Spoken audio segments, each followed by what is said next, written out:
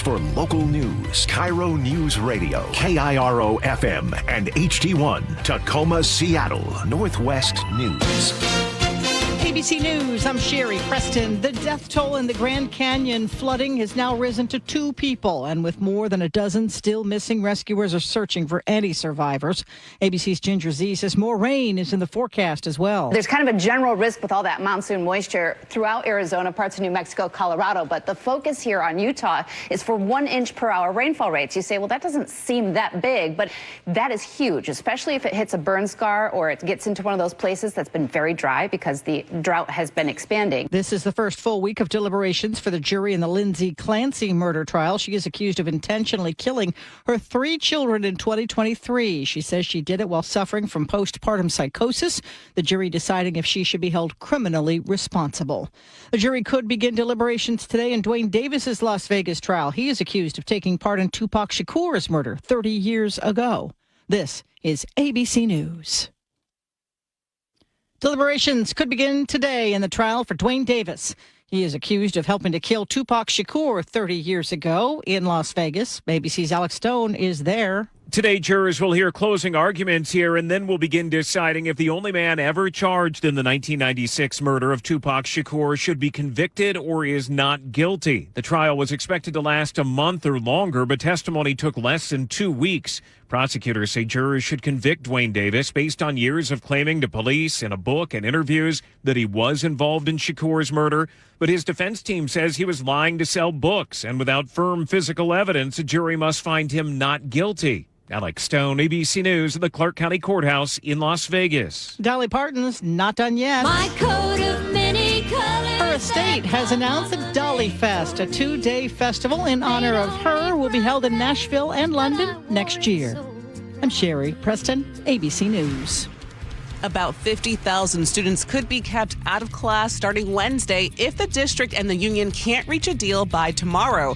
Let's get a check on the roads right now. 50 minutes Linwood to Bellevue, about 45 from Linwood to Seattle. Over on northbound I-5, about 45 minutes Federal Way to Seattle. Renton to Bellevue, 30 minutes. Valley Freeway is under 45. The lake bridges are looking okay right now. There is some slowing on the way to the Mount Baker Tunnel. It'll take you at least 22 minutes from Bellevue to Renton. This traffic report is brought to you by KIRO Newsradio. KIRO Newsradio, 97.3 FM, Northwest News. Now, the latest from KIRO Newsradio and mynorthwest.com. Good morning. I'm Katrina Gashard. Seattle families are bracing for the possibility of a teacher strike just 2 days before classes are set to begin. Seattle Public Schools and the Seattle Education Association have until 11:59 tomorrow night to reach a contract agreement. Parents are already making backup plans. Matt Becker tells KIRO 7 TV. I'm just going to plan on staying home this week, no matter what, for sort of separate reasons. And if it goes on beyond that, well, I don't really have a contingency plan at this time, I'm sorry to say. The union says a strike would begin Wednesday if no deal is reached.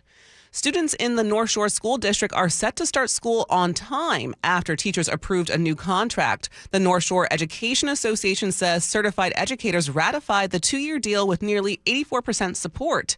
District and union leaders say the contracts include stronger pay, benefits, and support for students and staff. Tomorrow is the first day for that district.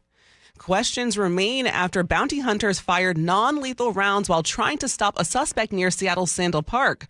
Witnesses tell KIRO 7 TV's Jake Chapman the arrest unfolded just steps from a playground. It even has some crime experts we showed the video to scratching their heads. When I see a rifle firing paintball pellets as a van motorhome is trying to drive away, I thought that was a bit odd. Seattle police say those bounty hunters with Washington fugitive investigators detained a man named Titus Reams, who had 7 felony warrants under his name.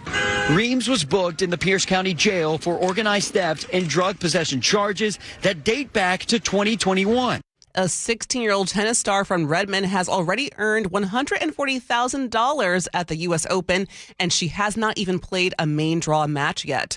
While training for the qualifying rounds earlier this year, Christina Lutova told KIRO News Radio she wants to take care of her mom. I want to make sure that she's happy and in the future she has easy life, kind of, a house, a cat, and just watch my matches with no worries and no pressure. She is the youngest player in the tournament and the firstborn in the 2010s to reach a Grand Slam main draw. She faces Olympic gold medalist Quinn Zhang this morning at 8. You can read more at mynorthwest.com. And now for your forecast, we've got some partly cloudy skies today. Highs will be in the low 70s. Right now, it's about 60 in downtown Seattle. I'm Katrina Gashard, KIRO News Radio. Your best source for local news, serving Western Washington and the world with the KIRO Newsradio App. Always streaming live on your smart speakers. You're listening to KIRO Newsradio, Northwest News. This is the Gee and Ursula Show with G. Scott and Ursula Reutin. Ursula, we have a lot of company today. That's what I'm going to call it. All day today, there's going to be some guests that's going to be on the show. Yes. So just wanted to prepare you. House is clean. Everything is ready to go. Yes, including, we have a lot of guests, Yes. and one is a Gee and Ursula Show exclusive interview. Former Seattle Police Chief Sean Barnes is breaking his silence after being forced out of the job, and he joins us live in studio in just a few seconds. Then coming up at 10, one of the most talked about stars of Married at First Sight Seattle joins us. Yes. So this is someone who found himself at the center of controversy over comments he made to his new wife, and then shortly afterward, he was out of his job at a local college. And then at 11, our favorite Little League dad is back. This time he's bringing his son with him after the incredible run at the Little League World Series. Let's get right to it. Top stories of the day brought to you by Pendergast Law. Last month, Sean Barnes became the latest Seattle police chief to leave the department. After the deadly bite of Seattle shooting, questions about communication, travel, and even where his family lived became part of the controversy. Days later, Mayor Katie Wilson asked for his resignation. Former Seattle Police Chief Sean Barnes joins us now. Chief, good morning. Good morning. Good morning. Good to see you. Thank you for joining us. I just want to get right to it and take us back to the very moment that you first found out that you were being asked to resign as Seattle Police Chief. Well, I was having lunch with my family who was here in Seattle. It was there 2 weeks to come here in the summer. Everything was clear. I remember my two kids, I have a boy and a girl, who were doing their usual brother-sister banter. And I actually got a call from you, if you remember, informing me that you had heard rumors that that I would be asked to resign on that day.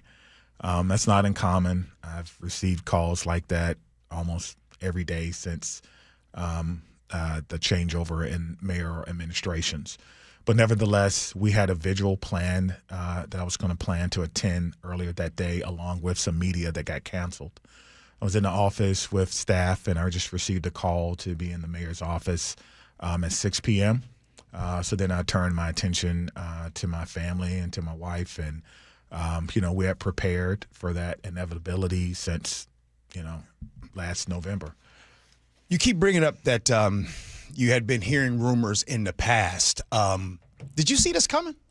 Well, you have to understand that one of the very first questions that was asked of the new mayor was whether or not she was going to keep me, which I thought was an interesting question, considering it was November. She had just won an election, and less than 6 months prior, I had been confirmed unanimously by city council. We had reduced crime, and especially homicides, to the pre-pandemic levels.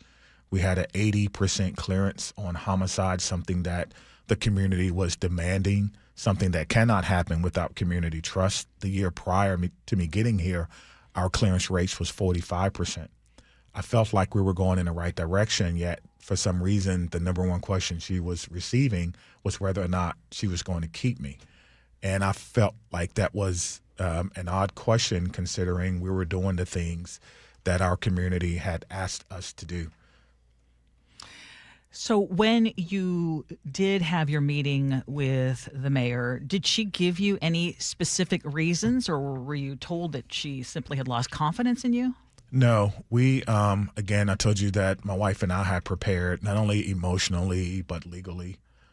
So when I went into the meeting, it was to listen. And what I heard was that I was going to be asked to resign, and that a subsequent meeting was going to be held the following day. And then I turned things over to my attorney. On July 31st, the mayor had a press conference. She announced the new interim chief, and then she also addressed her decision somewhat to ask you to resign. This is what she said. As the mayor, as the executive of the city, I do have a different window into our police department than they do, and I'm making the decision that I believe is best and urgent at this time for our police department and for this city. Do you know what she was referring to, or do you think she simply had it in for you from the time she took office? You know, I think that's a question for her. There was so much going on, and I understand that in leadership you have to weigh all the things that you were hearing. But I met with the mayor regularly. I met with her at least every other week, trying to inform her on what was going on inside the department, our challenges, and how I was trying to work to fix those challenges. Receive feedback from some of the people in the mayor's office to work harder on explaining how we were solving some of those problems. So I tried to do that. But what I try to do each and every day, and what leaders have to do, is that you have to come in and you have to focus, you have to work hard, and sometimes you actually do have to let the chips fall where they may. As a leader, you have to look yourself in the mirror every single day. You have to say that I take it to the max every single day. When I was at work, that I do the things that I said I was going to do, that I center the voices of those most impacted by my decisions. And at the end of the day, if you are asked to leave or dismissed or things don't go well, you got to know that you left it all out on that field. And that's what I've tried to do here. You listen to the voice of former Seattle Police Chief Sean Barnes here on the Gee and Ursula Show. The conversations after you have been gone, there has been a lot of them. One of them has been about residence and where you lived and where your family lived. First question is, where did you live? I live in Pioneer Square. My neighbors, and I love them so much, they were prepared to write a letter to the mayor and to the public. He's our neighbor. We see him every day. Like, what is this about? But then they thought, well, then everyone know where you live, and that could be an issue. So they did not do that. I live in Pioneer Square, and I love my neighborhood. I love my community. My family loves coming here. My family lives in Chicago, and that was predetermined when I took this job under Mayor Bruce Harrell, who was so supportive that during his tenure, he gave me suggestions on where my wife could work. And so, it's a couple of things. If you give me just a couple of minutes, I just kind of want to address about that. I just believe in my heart of hearts that there is a new modern family dynamic. And some people are not in a position to turn down great opportunities that they have worked for because of their residency. And what I mean by that is my wife has worked extremely hard to be where she is. She's a cancer researcher. She works hard to prevent breast cancer in women. How dare me say, as a man, because I have a job in Seattle that I love, that I've worked for, you have to leave that right now without a plan and follow me. And I felt that coming to Seattle, a welcoming, progressive city, would understand that better than any city in America, which is why I took the job in the first place. Additionally, during my tenure here, my daughter had major surgery. And you're talking about going back to buy a wheelchair for your baby girl, but yet you're still working every single day for the people in Seattle, is a lot. And it just takes time. I was here less than 18 months. It takes time. And so my commitment to Seattle never changed, but my commitment to my family can never change. Can we talk about the Bite of Seattle tragedy? Sure. It's a sad occurrence that happened on that day. But I want to go back to that because right now, today, since you have been gone, there is so much discrepancy on timeline and things like that. As a matter of fact, I want to read you something. This is from Detective Brian Pritchard. He had wrote this, and this was internal with you guys. And he says in this, who worked in public affairs, and he wrote that he was struggling with the messaging after the July 26th Seattle Center shooting. He said officers on scene were told the press briefing was being delayed while waiting for dignitaries, but afterwards the public was told that wasn't the case. He said the contradiction hurt his credibility with the media. When did you become aware of that discrepancy, and what do you believe actually happened? Well, this is what I will say. I was made aware of it later on that night. When the bite of Seattle happened, I began to coordinate resources. I began to go through the active shooter incident management checklist. I made all the calls, just like I would if I was here. I made the call to the public safety director. I made a call to the FBI special agent in charge. I made a call to the acting police chief and told him, you need to get down there. I was aware of it before many of the people actually in Seattle was aware of it.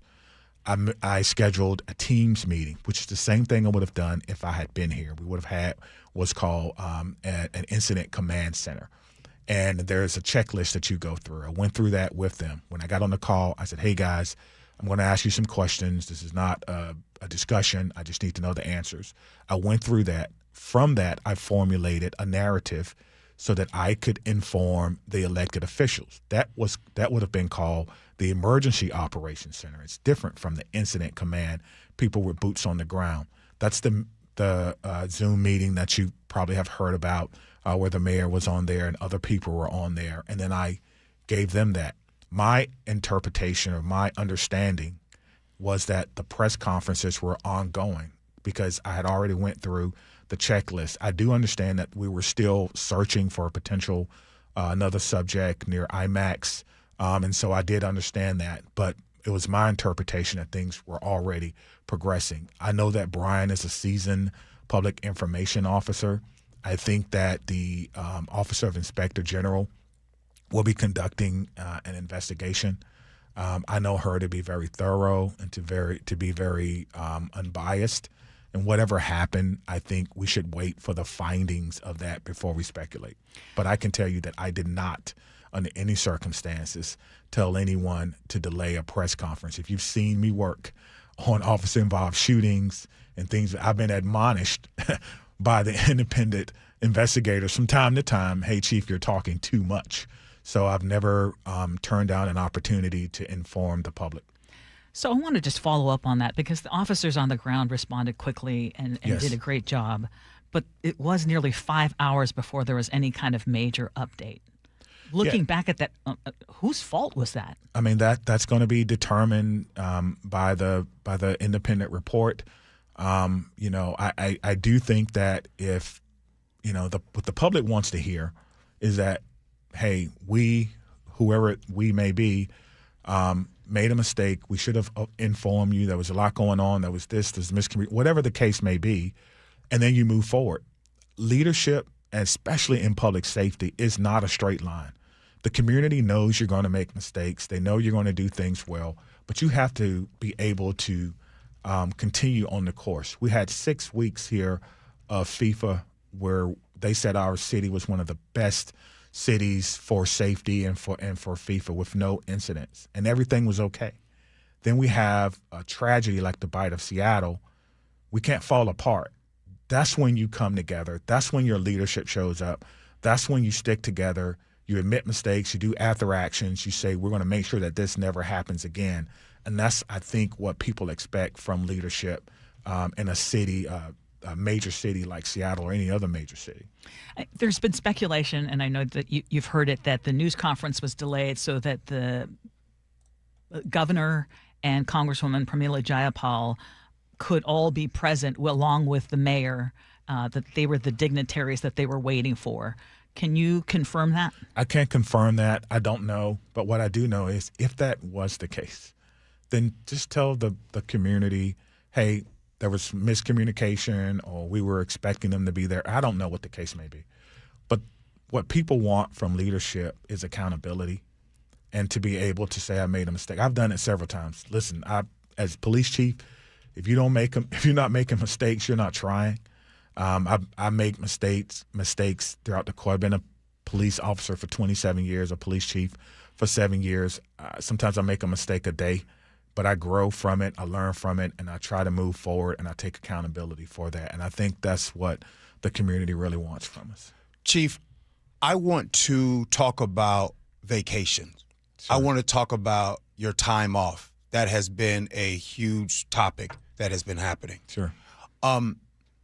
Is there anything that you would change in how you did things when it comes to vacations? Can you explain what we are hearing and your understanding from vacation? Yeah, I think that's probably one of the biggest misconceptions that has been out there. It just kind of shows you the power of blogging and social media. The police chief job in Seattle is a 24/7 job. There is no vacation. I went to Chicago 4 times this year. 4 times this year. I had my Valentine's Day dinner with my wife over Zoom and have the Zoom link to show you. There are conferences, and the department has always been a part of the conversation. Each and every time I go to a training or an executive meeting, there are people there from the federal government. They're telling me about changes in immigration policy. You know, we're meeting with people from the White House. This is a job where you have to hear what's going on in the country so that you can come back and protect the people here in the city of Seattle. I do not take vacations. If there's a hole on my calendar, it doesn't mean that I was somewhere. Where have I been, right? I have not been on vacation. I've been working extremely hard for the city. But I understand people want a police chief to be present, and I have been present because as I have walked through the city of Seattle over this past month, the number of people who have come up to me and thanked me for my service and know that I've shown up for them and know where I have been, that kind of matters the most. Yesterday, I had an opportunity to go to the Seattle Summer Musical. Can I just shout out 2 people real quick and make sure I don't mess up their names?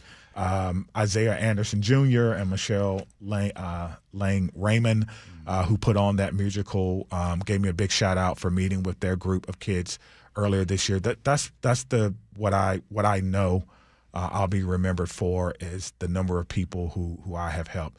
Certainly, I understand, and I'm not, being defensive about it, but it is untrue of any narrative that I wasn't present and I wasn't here for the people of Seattle.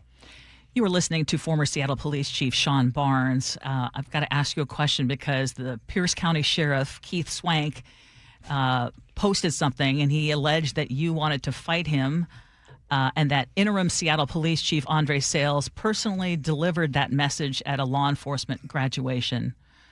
Did you send any such message like that? The answer is no.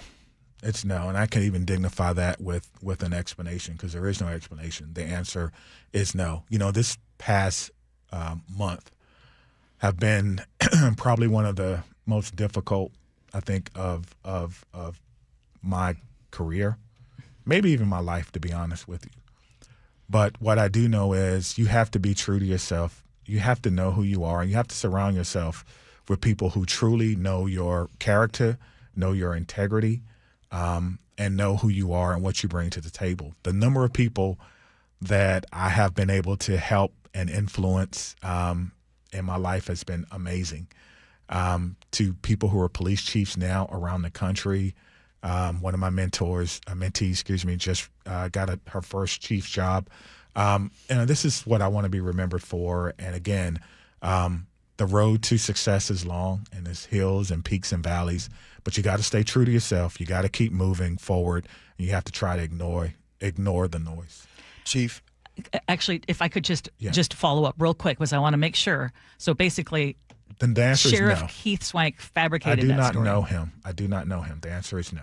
Chief, listen, I got about 2 more questions, but our little time thing. Is it okay if we can go another 5 or so minutes after this commercial break. Yeah, we'll go 5 minutes. I don't want to be late for my next appointment. Okay. But yes, sir. That's fair. Okay. We'll have former Seattle Police Chief Sean Barnes, who'll continue to stay with us next. Gee Ursula.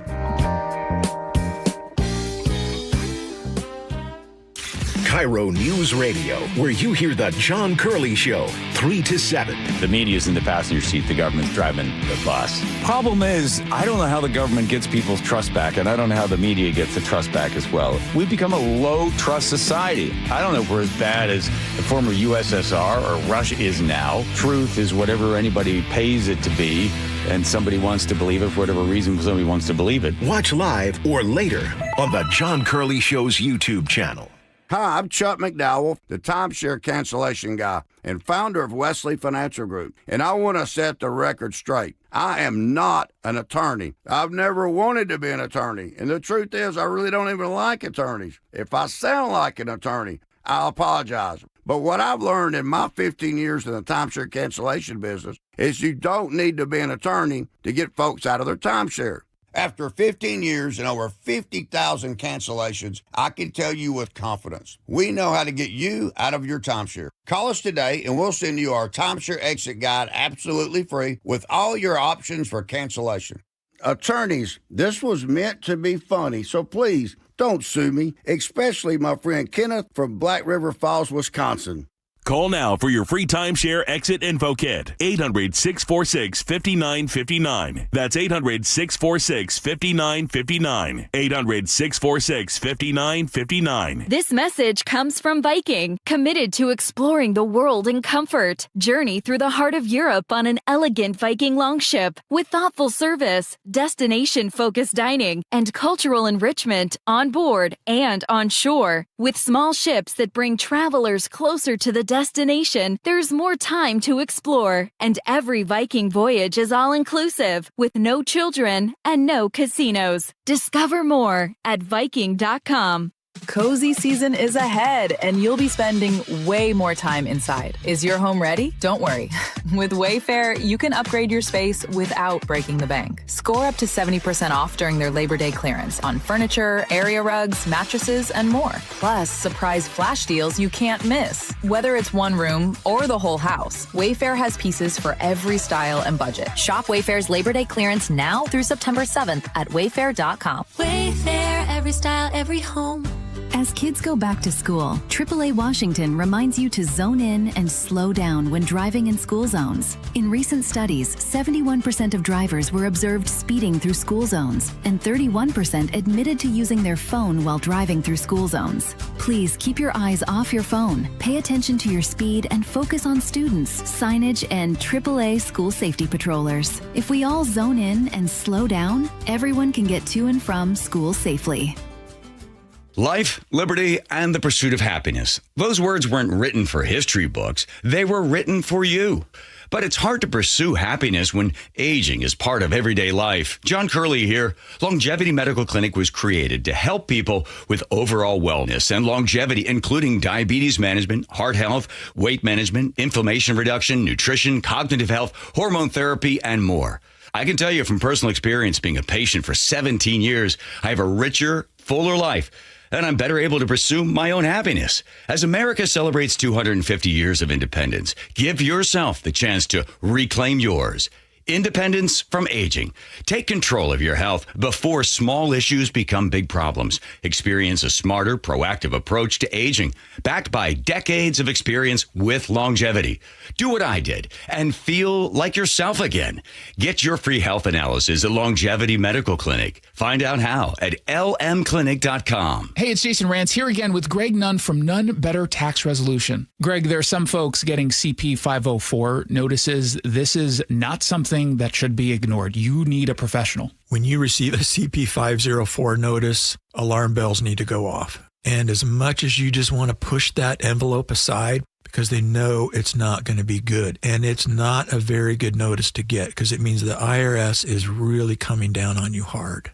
Get help right away. Call somebody that knows what they're doing and get some assistance. How have you helped? We help them by understanding exactly where they're at. We interview them, we talk with them, find out. We'd like to know, how did you get here? And then we make a plan whereby we do our level best to help people with this struggle they are having now with their taxes. Judgment free. Judgment free. If you're having trouble with the IRS, call Greg Nunn with Nunn Better Tax Resolution, 425-947-1967, or Google NUNN, Nunn Better Tax Resolution. Hey, Jake Skorheim here. If you have a new roof on your to-do list, don't wait until the weather changes and risk another wet fall and winter. Call Valentine Roofing now.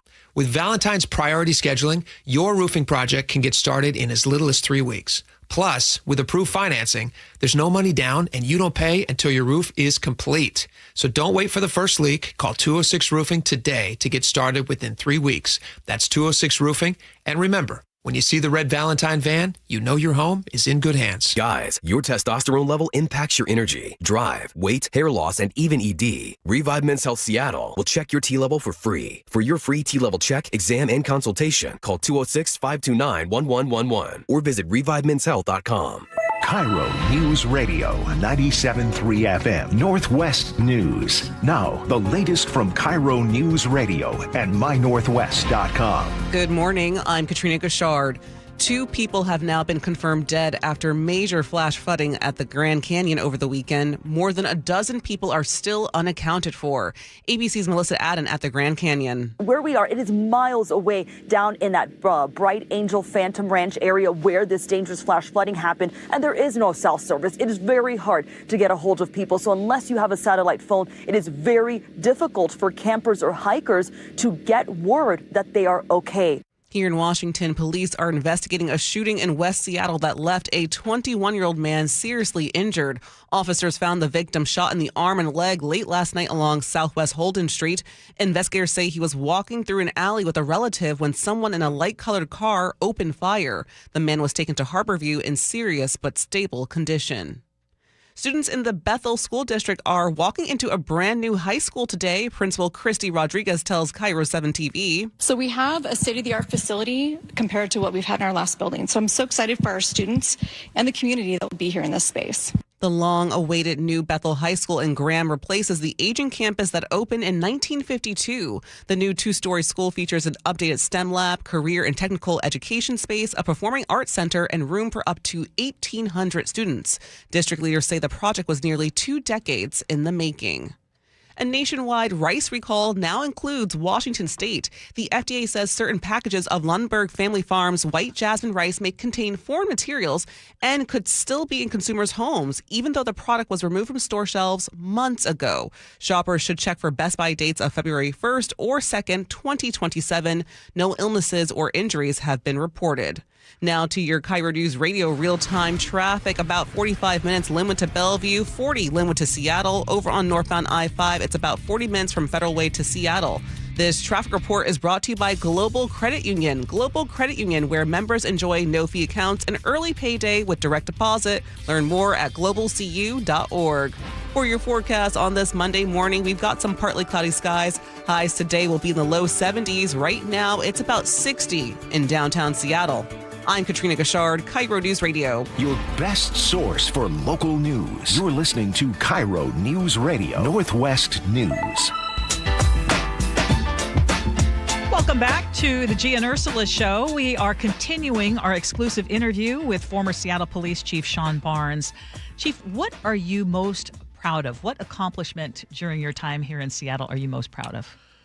I think the thing that I'm most proud of is that we centered the voices of people most impacted, and we uplifted the voices of people who were seldom heard. We put police officers on the streets in neighborhoods. We put police officers at 12th and Jackson dedicated for the first time in a very, very long time. We put officers in Magnuson Park. We launched Our City, Our Safety, where we allow the community to help us write our strategic plan for each particular precinct. We promoted people who did well on promotional processes that, quite frankly, probably would not have gotten an opportunity to lead if I had not been here. We tried to develop people internally. We really uplifted our professional staff. A lot of times the professional staff do not get the credit that they deserve. we uplifted them. We did leadership training with our people, and we tried to make sure that we had a department that understood that we were harm-focused, that we wanted to be intelligence-led. We were going to work on community problems, be evidence-based, and we wanted to have solutions that were sustainable. Chief, were you treated fairly? Yeah, it's policing, right? And, you know, I don't know. I think when I first got here, people initially kind of jumped on. I'll give you an example. According to the Office of Police Accountability, I think OPA, I had 6 complaints before I took the job.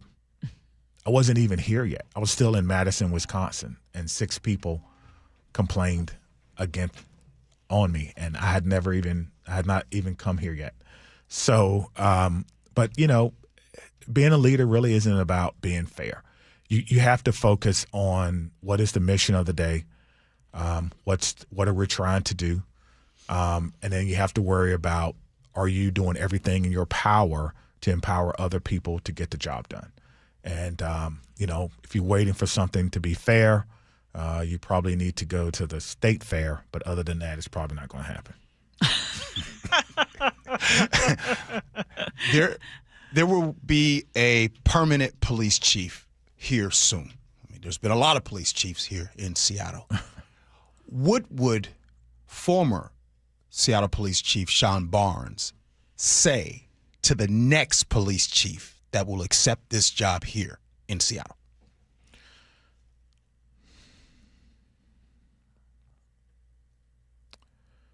I think I would tell the next person to listen to the community, listen to the officers, but just in hindsight, just develop a better relationship with the mayor. You know, ultimately it's the mayor's call, and so you know, relationships matter, but it takes time to develop relationships. I only had 7 months, and in 7 months, I don't think I was able to develop the relationship as strongly as I wanted to, because I didn't go through the process with her. I went through the process with Mayor Harrell. But what I will tell the Seattle community is, make sure you have a voice in the next police chief. Make sure there's an opportunity to hear from the candidates. Make sure there's an opportunity to ask tough questions and be transparent and honest about what it is you want from him, because the job isn't politics, but it is politicky. And so you're going to have to know that. What lesson have you taken, or lessons have you taken from all of this? And if anything, what would you have done differently during your time here? I think the biggest lesson that I will take forth from this is, you know, you have to have a strong team around you. You have to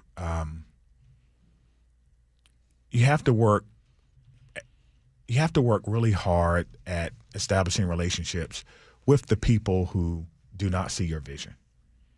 And I don't think leaders do that enough. And sometimes they turn you away. I've done that before. And people say, "Oh, Chief, I got you. You know, we're 100%." And it's really not the case. But you have to do that too. You have to work as hard for those people. And maybe I could have spent more time with, you know, media personalities or bloggers that didn't understand my vision or who I actually was. Maybe I could have done that. But at the end of the day, I have a job, and my job is public safety, making sure people get home safely. And that's something that I take very seriously.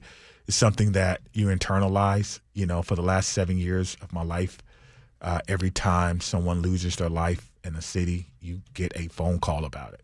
You get a description of what happened, and it makes you appreciate your job, but it makes you want to work harder. You come in every day and you're like, what happened? What's going on? Who's doing this? Who's doing that? And as long as you keep that fire, you'll be able to continue to serve. There is a national search now for your replacement, but there's also people, I'm sure, within the command staff that would be interested in this job. Would there be someone Any names that you could offer that you think would make a good next police chief from within the department? Well, I think there are a lot of people in the department that would be good, but it's not for me to say. It's for them to explain their why. Is it because, you see someone else doing the job and you think I can do it better? Because maybe at times it looked a little easy, but I want you to understand that they have to be dedicated. I had very, very long days, sleepless nights. When I first got here, I could not sleep. I had to do a sleep study because you're worrying about things. You want to make sure that things are right. You want to do a great job. And then it has to be someone that truly loves the city, all parts of it, not just, the good things or the things that are fun or the things that you get invited to, but the things you don't get invited to. You have to know and you have to love that too. And that's one of the things that I've always brought to this profession. This is the last one. All right. We can get you out of here. We're grateful for your time. Since you've been gone, I just want you to know there have been several members of the Seattle City Council that have publicly criticized the mayor and the administration for the decision to remove you. As you have been dealing with this, having to resign and step down as chief in your personal time, what has it meant to you to know that there are people publicly, elected officials, that are standing up for you? It's been great. It has meant so much to me, and I want to say thank you to the hundreds of thousands of people, really, that have reached out to me. It's been really, really overwhelming, the response that I've gotten. It lets you know that you made an impact. And so, just for future leaders out there, no matter what service profession you're in, the applause you get for your job is when people can say, I work with him, her, and I understand what they stood for, and I understood what they were trying to accomplish, and they made an impact. And to me, that's what it's all about. So, I don't have my job anymore, but you know what I do have? I have my integrity. I have my character. I have the feeling knowing that there are people in this city that would help me move if I need it or would help me out if I need it. No questions asked, and I do appreciate them. There's a lot of people. I could start naming people and go on forever. I won't do that, but you know who you are, and I just wanted to say thank you for your support. Thank you for your understanding. Thank you for making sure that when my family came to town, we had somewhere to go or something fun to do or something to make their visit great. Thank you for your understanding that, I married a very smart, intelligent, hardworking person, and that I'm a part of the new modern day family, and understanding that just because a man gets a job, it doesn't mean that his wife has to pack up and follow him, that we actually have a true partnership. For those people who understand that, thank you. Thank you for the people who prayed for my family and my daughter doing her surgery, and understand that my son is in his senior year in high school and we're trying to get him to college. Praise God. That's awesome. And so that's really, really what I want to say to our community here. And I'll be around for a while. I'm not going anywhere. You'll see me out and about. And I wish nothing but the best for the department. And I also want to say that I wish nothing but the best for the mayor's office. Her success is Seattle's success. Chief Sean Barnes, Thank you. Thank you. Really so much. grateful for you. Yes, God sir. bless you and your family. Thank you. More to Gee and Ursula Show next.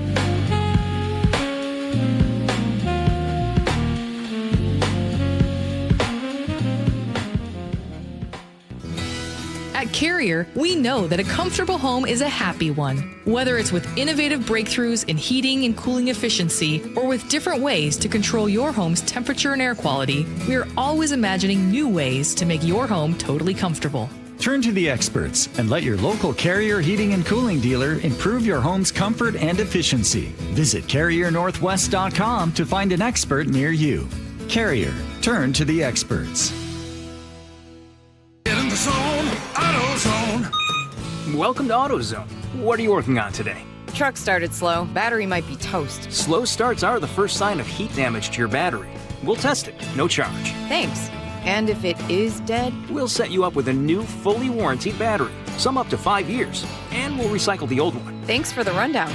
Lead the way. Get free battery testing, charging, and recycling at AutoZone. Get in the zone, AutoZone. Restrictions apply. Tired of hearing scary radio ads about the IRS? Tax Relief Advocates is different. TRA is here to tell you that if you owe money to the IRS, whether it's $5,000 or $500,000, we have a solution. TRA can eliminate or reduce what you owe to the IRS with zero risk to you. We have over 1,000 5-star reviews on Google and an A+ with a BBB. End your tax nightmare today by visiting TRA.com or call 800-583-6681. That's 800-583-6681. Spike O'Neill here. If your loved one's caregiver is planning a vacation or just needs a break, want to consider Aegis Living Respite Care, a short-term stay that provides 24/7 expert care, Aegis Living amenities, and peace of mind for you and your family. Go to aegisliving.com/spike to schedule a visit today. Is your car's AC blowing warm air? Don't sweat it. Right now, save $50 on any AC service at Bucky's Complete Auto Repair. Honest pricing, guaranteed work, 16 family-owned locations, and no appointment needed. Stay cool this summer. Bucky's.com. Pump up the volume. Business moves fast. Orders roll in, deadlines close in. When you ship with USPS Ground Advantage, you can keep up with confidence. Every package stays in our secure network from dock to door. And with nationwide reach, dependable tracking, and upfront affordable pricing, you get built-in peace of mind. You run the business. We run the routes. Visit USPS.com/Ground Advantage to learn more. Doug. Here at Liberty Mutual, we work with independent insurance agents who work for you. They really get to know you, so the more you share, the more it helps. Up to a point. So definitely list any vehicles you own, but not all your allergies. Achoo! Tell them about your home square footage, but not your gossipy neighbor. Ugh, he's so gossipy. Budget? Yes. Your dream journal? Probably not. So I was talking to a moose, and the moose just... For expert advice and personalized recommendations, find a local agent at libertymutual.com. Liberty, liberty, liberty, liberty. Did you see what Olympia is calling their latest new tax? The millionaire's tax? Yep. You know it's really an income tax. So what's the difference? A millionaire's tax doesn't sound like it applies to you, but it does. Olympia created the income tax and refused to limit it. They left the door open to tax everyone, including you. So what do we do? Vote yes on Initiative 645. It repeals the income tax completely, so Olympia can't expand it and get into your paycheck. Wait, we're repealing an income tax? Yes, we're repealing an income tax. And we vote yes to repeal it? Yes. Vote yes to repeal the income tax. Okay. Vote yes to repeal the income tax. Well, see, they picked that name on purpose. Tell your friends vote yes on Initiative 645. Let's repeal the income tax. Visit voteyes645.com for more information. Paid for by Vote Yes, Repeal the Income Tax. Top 5 contributors, BIAW Member Services Corp., Peter and Liz Moorkill, Catalan Solutions, Inc., Steve Gordon. Looking for a simple solution to hair loss this summer? Get the same breakthrough one-day treatment I received at Advanced Hair during their once yearly summer savings event. Your own natural hair begins to regrow the very next day, and Advanced Hair guarantees it will grow. Take advantage of your flexible summer calendar and get the most hair for your dollar during their best offer of the year. For details and a free consultation, call 425-449-8185, advancedhair.com. For 250 years, Americans have believed in one powerful idea, that we are meant to live free. Free to work hard, free to move, free to enjoy life without being held back. But if the natural effects of aging are slowing you down, it might be time to declare your independence from aging. John Curley here. Longevity Medical Clinic has been treating the undesirable effects of aging for nearly 30 years. They have more clinical experience with actual patient care than any longevity practice in the country. I've been a patient for 17 years. Wow, time flies when you got a lot of energy. I don't know where I'd be today without longevity. Longevity Medical Clinic was started so people can get back to living life on their own terms, walking, working, exercising, and enjoying the moments that matter most. This year, as we celebrate 250 years of American independence, take a stand for your own freedom. Get your free health analysis at Longevity Medical Clinic. Find out more at lmclinic.com. It is Gee Ursula Show. Hey, coming up in the 10 o'clock hour, if you've ever watched the show, Married at First Sight, yes, you heard that right, Married at First Sight, we will have one of, would we call them contestants? Or what will we call them? Well, one of the husbands. Boom. Yes. Thank you, Ursula. We have one of the Because this was a local edition. So, right? Local edition. Well, Yes. it's all local. Yes. And this guy, Dr. Sean Best, specifically, is who we're going to have on. He's going to join our show next. We got some questions. Yeah, because he doesn't have a job. Yeah. Yeah. And we're wondering how that relates to what was said on the show. Right.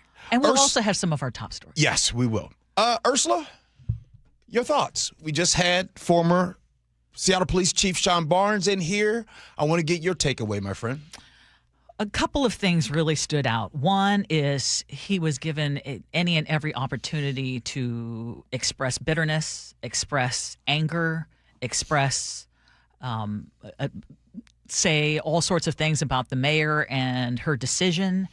And he really stayed above the fray on that and wants the investigation to play out.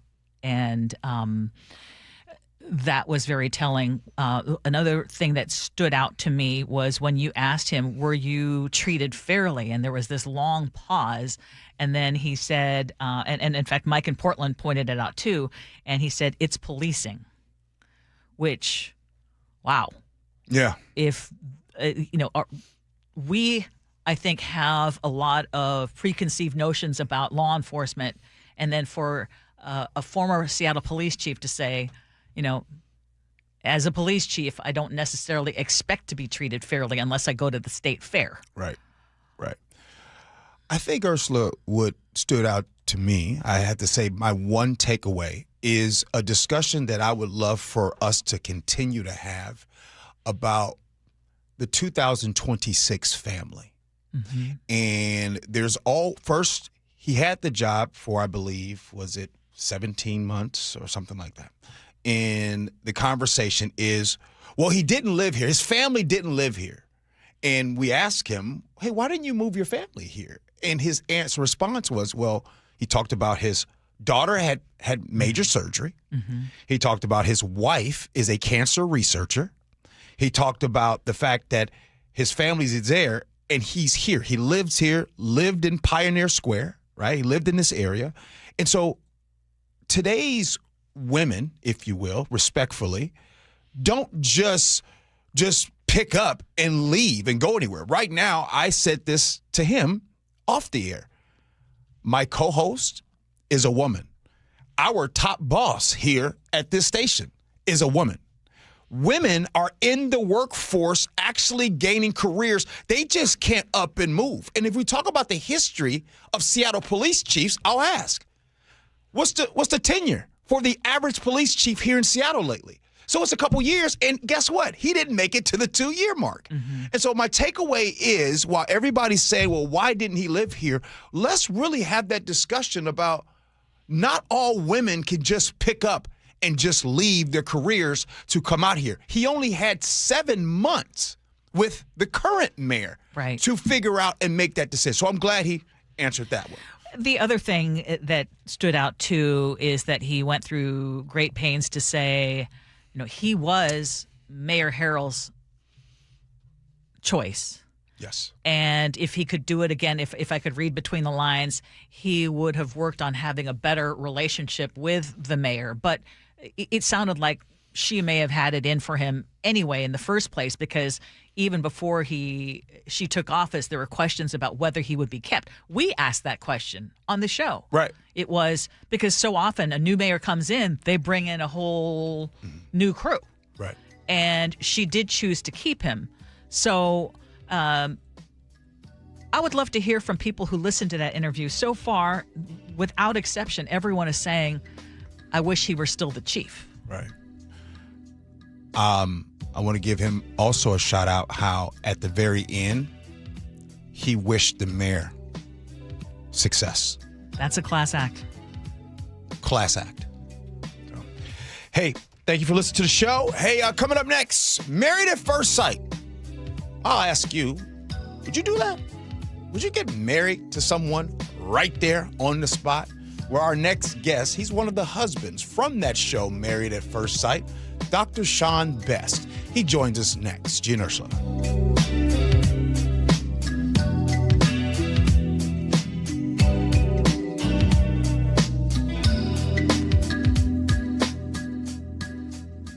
Bonneville, Seattle, and KIRO News Radio are looking for organizations that regularly distribute information about employment opportunities to job applicants or have job applicants to refer. If your organization would like to receive notifications of job vacancies, please notify Human Resources at 1820 Eastlake Avenue East, Seattle, Washington 98102, or email us at seattlealljobs@bonneville.com or call 206-726-6902. Bonneville is an equal opportunity employer. Please be safe out there and don't make that mistake of drinking and driving. I'm here with DUI Heroes, and DUI Heroes, is their job to help those get their life back together after a mistake of DUI. They defend you, the person, the human, during a traumatizing and stressful time that you're going through. That's why they call themselves DUI Heroes, because when the odds are stacked against you, you need a hero on your side. Give them a call today for a free case evaluation at 1-800-DUI-HERO or DUIHeroes.com. Jane is a small business owner. Tell them what that's like, Jane. Yeah, well, it's like a roller coaster with a lot of ups and downs, and some days things can feel like they're flying off the rails. Yep, it's a lot. But the Total Solutions Advantage only from Comcast Business can help you manage it all. With the largest, fastest fiber-powered network designed for 100% reliability with business internet and wireless connect. Nice. So everything stays on track. The Total Solutions Advantage. No one does business like Comcast Business.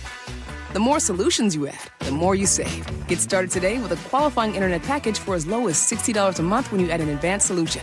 Plus, new customers, ask how to get up to $1,500 in prepaid cards when you add 2 lines of mobile to a qualifying gig bundle.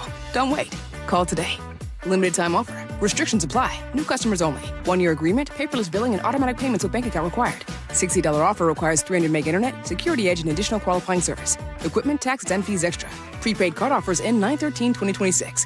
I like it hot. Beg your pardon? Can you make it hot for me, Dan? I think so. Half heated ain't hot enough. No. That's why I called you. Apollo Plumbing. Yeah, my sorry old water heater. Oh. Ain't getting me the hots anymore. You want hot water. That's what I said. That's what we do at Apollo Plumbing. And you're ready? Right now. When can you? How about today? Same day? We'll have you in hot water tonight. Clever.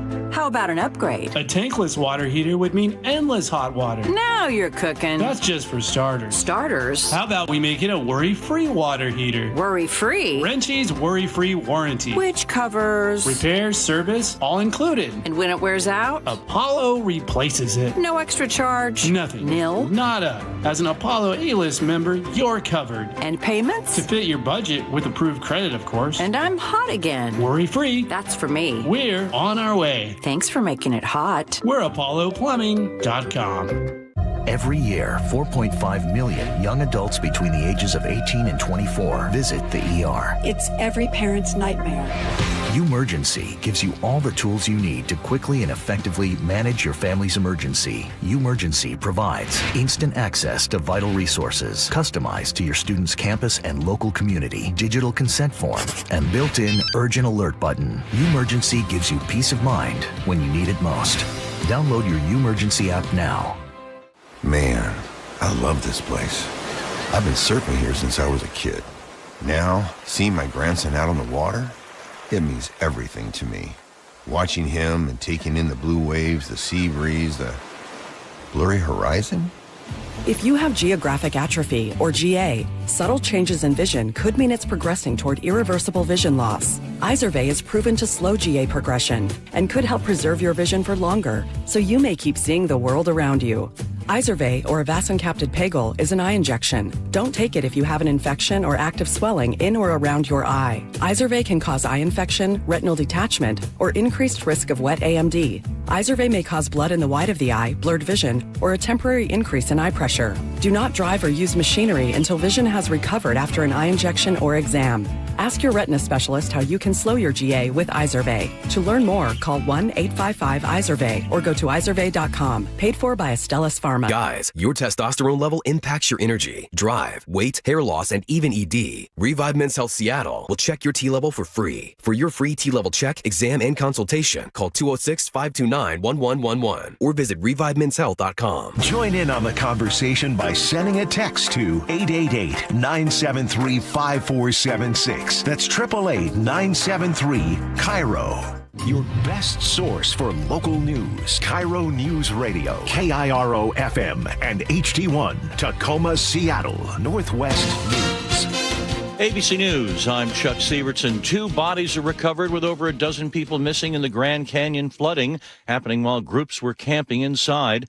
People at the scene describing a rushing wall of water, mud, and debris. 40 of us running through this knee-deep, muddy water trying to make it to the bridge. Hundreds of families in Nepal and abroad have another day of waiting for news of their loved ones missing in the deadly flood disaster. Americans are among the thousands missing, including Riley Wilderman's mom. We feel so much heartbreak and so much sadness and pain, like a deep guttural pain. Flood deaths in Nepal total 955.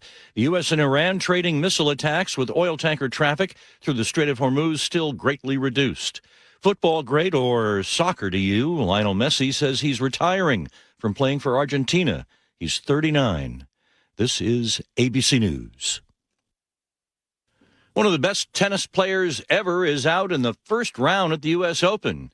Jay Reynolds at ABC News partner ESPN. For the first time in his career, Novak Djokovic drops his opening round match at the U.S. Open, losing last night in 5 sets. Unfortunately, all great things do eventually come to an end. Yes, here's another cliche. Father Time is undefeated, and it did finally catch up. He got sick a couple times. It looked like he may have cramped. The back was bothering him.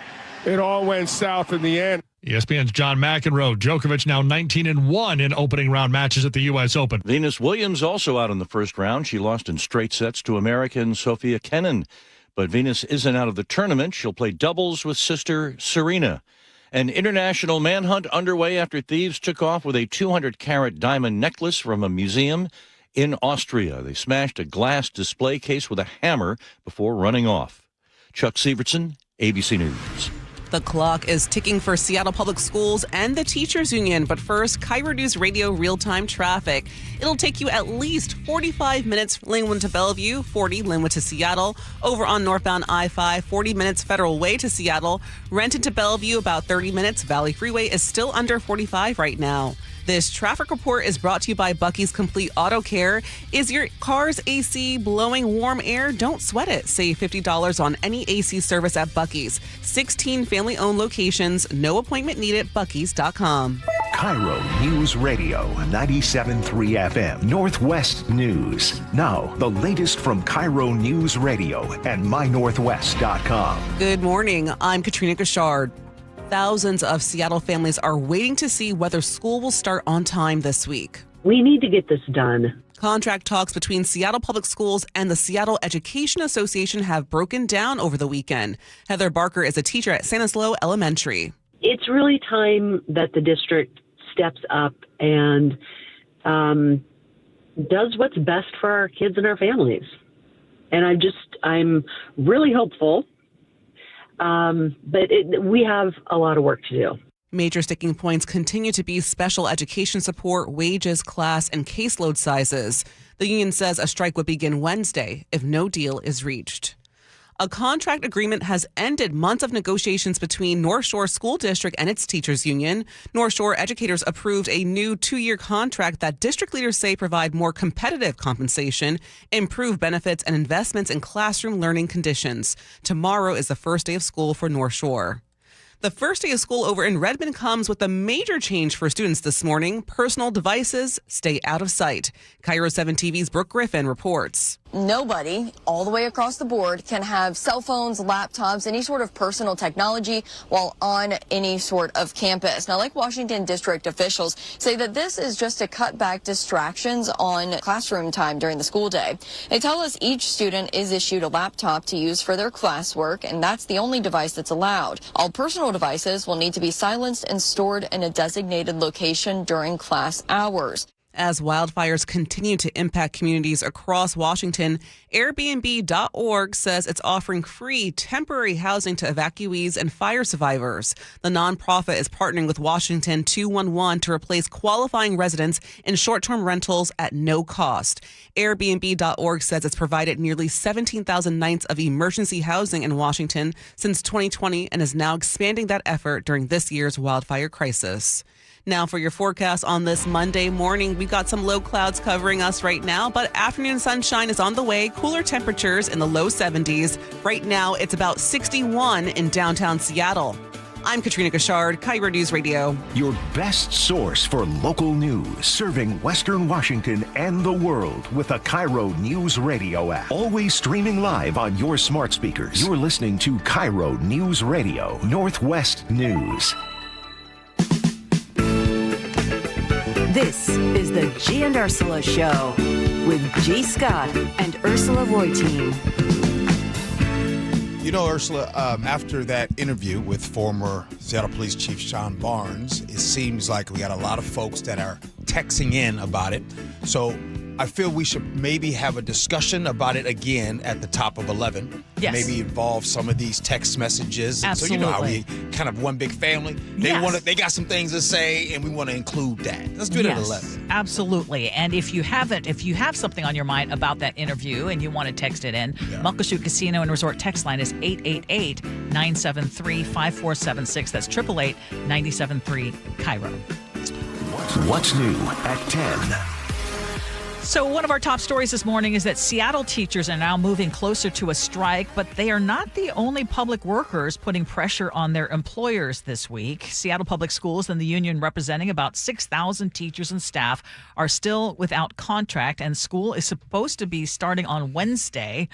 And if there's no deal by tomorrow night, a strike could keep about 50,000 students out of class. Pay, staffing, workloads, and special education are still the major sticking points. A lot of details in all of that. But I also want to point out that today, thousands of other public employees are going to be walking off the job across the state. The Washington Federation of State Employees says workers are staging walkouts at more than 125 different locations, including state agencies, community colleges, universities, and healthcare facilities. And that union represents about 52,000 workers. They say they want better pay and relief from staffing shortages and growing workloads. So heading into this Labor Day weekend, Gee, our state is seeing a lot of labor pressure from the classroom all the way to state government. Both you and I, we talk about our teachers out there, and we want the pay to be good. We want the help inside of the classroom. We don't want them overworked. And I think that is a collective agreement amongst all of us. But let me tell you what's some BS right here and that I read here. Mm-hmm. On March 6th, according to this article, on March 6th, the district asked to start bargaining. On March 6th, they said, we were willing and ready to meet anytime, anywhere. However, SEA, the union, they responded to our multiple entreaties with requests for data and did not commit. Oh, what do you got? This is from the superintendent. So it's not an article. It's from the superintendent with his response. Right. And they request for data and did not commit to an actual meeting until June 25th. That is almost 4 months since the initial ask on March 6th. I would love to talk to someone that is a part of that's going to be this labor union, that's going to be this strike, and I know you're representing the teachers, but I need to know that. I need to know why 4 months? Why prolong that? Because here we go again. I feel like when I see something like that, it makes me think, did you do that on purpose? Did you do that so the timing could be right here? So in Ursula's news, top stories of the day, so we can be talking about this right here, so we can be talking about on, is it Tuesday or Wednesday? Yeah, well, tomorrow night is the deadline because Wednesday school's supposed to start. People are scrambling right now for backup plans if they have to have daycare, which they weren't expecting. Yeah. And that is the unfortunate thing. I mean, and you and I think, are on the same page when it comes to, I respect. First of all, we have great respect for teachers. Yes. I also respect the right of these workers to bargain hard. That's what a union is supposed to do. Mm-hmm. Sometimes the threat of a strike is the leverage you have. But in addition to what you pointed out, that the superintendent in his 2,000-word letter explaining to parents what's going on, which was, I'm going to tell you right now, highly unusual for the superintendent. He said he'd never done it before either. But he's like, wait a minute, there's a lot of stuff going out there, and I want to make sure that you hear the other side of the story. Mm-hmm. Right now, there's another reality going on outside of that bargaining room. I mean, how many days? I don't go a day without in my news talking about hundreds or thousands of people being laid off right now. Companies are cutting workers.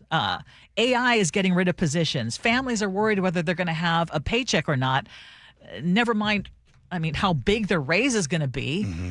And that's where, I'm sorry, but some of these demands do start to lose me. Exactly. And I'm of a firm belief that absolutely workers deserve fair pay. They deserve good working conditions. But the other question that needs to be asked is, what can an employer afford? And a lot of times you look at companies and are like, yeah, you can afford it. But we're talking about the Seattle School District, where we had an interview with the superintendent earlier this week, and he said, $85 million? Yes, and we're on the verge of bankruptcy. I mean, we're on the verge of going bankrupt, and we can't do that by law. Yep. So, I'm hoping that there is some kind of solution, because bottom line, the thing that I worry about the most are the kids and the families. Same. Ursula, reality TV is a big thing that is going on. Now, I know a lot of times, Ursula, you be busy, and so you don't have time for the reality TV. But reality TV also gives us something interesting, real people, real emotions, and they give us Married at First Sight. This is where Dr. Sean Bess went on this show, and he was looking for a wife. Instead, his marriage to Nikki Jefferson became one of the most talked about relationships of the season. And now, after the show, Sean is joining the Gee and Ursula Show so we can have a good conversation. Dr. Sean Bess, how you doing, sir? I'm doing great, good brother. Good to see you. Good. Gee, Ursula. Nice to meet you. Thank you for having me. It's a pleasure to be here. Okay, before we get into everything that a lot of us saw on the show, and we want to know who Dr. Sean Bess was before the show. Who were you? Yeah, so I am a child of a pastor and a school teacher from upstate New York. And I spent most of my time in my career trying to build frameworks, which is a popular word I ended up saying a lot on the show, about how to learn how to build my faith, how to build emotional, intelligence, which is another popular phrase, and then also trying to also educate myself so that I can actually become a person who leads people. I became a leader of mentoring groups, someone who spent a lot of time coaching and supporting teams, supporting organizations. Yeah. And I'm somebody who's actually just really passionate about friendships, family, community, and support. Very active in my community, and it's really shaped the man who I am today. Then why did you go on a show called Married at First Sight? I mean, come on now. What was you doing? Well, listen, man, I ain't gonna lie. Living in New York City, coming out here a year ago, my life in New York was just full of adventure and fire, but it was always dating with the wrong lens. I was always just thinking about me and just focusing on just the ways that I can get what I wanted out of relationships. And I started sort of realizing as I got older, I don't want to end up being alone for the rest of my life. And I want to spend some time also taking that time to really focus on just getting some support. And I think the experts, I leaned on them to help them assess my personality, my psychological profile, to help me see what was wrong with me at the end of the day. And honestly, I wanted to kind of get a mirror into that, and so I can get some clarity about what I was doing wrong. And so why not get some help from somebody who was good at it? And for people who don't follow the show, and I'll be honest, I'm one of them. I don't follow the show, but I do understand the premise. It's basically strangers meet for the first time at the altar, and then you actually legally get married, and then you try to build a relationship, right? It's insane. It is insane. Yeah, Yes, not quite legal, but it is insane. Okay. I want to reveal too much, but Okay. yeah. Oh, I gotcha. Okay. So you were really under the spotlight, especially during episode 10, when you said something to Nikki, and Nikki said she was hopeful about the marriage, but she was not ready for sexual intimacy. And I'm going to let everyone listen, and then I want you to respond. Sure. You know, he said something to the effect of, it's a wifely duty. And he also said that you need a release. And so framing a suggestion about us performing more sexual acts as a wifely duty, that comment made me uncomfortable. It made me feel pressure. Oh my God, Jesus. Okay. I didn't say it's your wifely duty. I said, yeah, we are married, so if that's something you want to do, that would totally be comfortable with me. But also, if you're not there, also okay. So I really want you to understand, that's also part of showing them as a wife. It's like, listen, your husband has a need. Okay, that's hard to understand. Seems like you're almost creating a moment No, that's just ridiculous. I'm not. Like, that's what I heard. I would never, ever, ever, ever, ever, ever, ever say Okay. it's your wifely duty to please me, given the fact that we met less than 3 weeks ago. Okay, can you explain what exactly happened there? Yeah, sure. I'll do my best because, it was a little baffling, right? And so there was a moment we had in the kitchen in that morning where essentially we had been having, conversations about what would it look like to go to the next level in our intimate relationship. And so that conversation kind of concluded with an understanding that she was not quite ready to go there yet. And it's actually kind of a conversation that I'm realizing a lot of people and a lot of couples actually have in their partnership about what should we do and what are we comfortable doing and what we want to do when we're in the mood or not in the mood, right? And so typical man-wife conversation. However, once I had agreed that morning, okay, she wasn't there yet. We had another conversation at the end of the night when we basically had our experts planned date night. And in that date night, she brings up like, so, you said it's my wifely duty. And I'm like, oh, no, I'm feeling caught because I felt like I never used the words wifely duty. I said, these are things that wives do. This is things that, I think my wife could do. But it wasn't a good attempt at an explanation. I basically should have just kind of like owned it really quickly and been like, you know what? You're not comfortable. I'm cool with that, right? But instead, I found myself kind of trying to defend the semantics of the words that were said.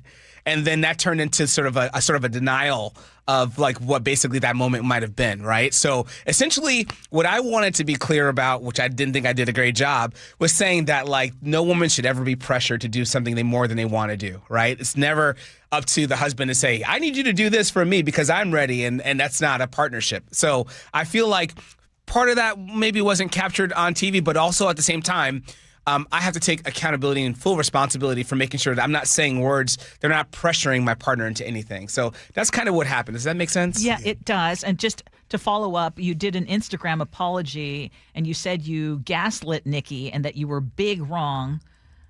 And then you deleted the post. Yeah.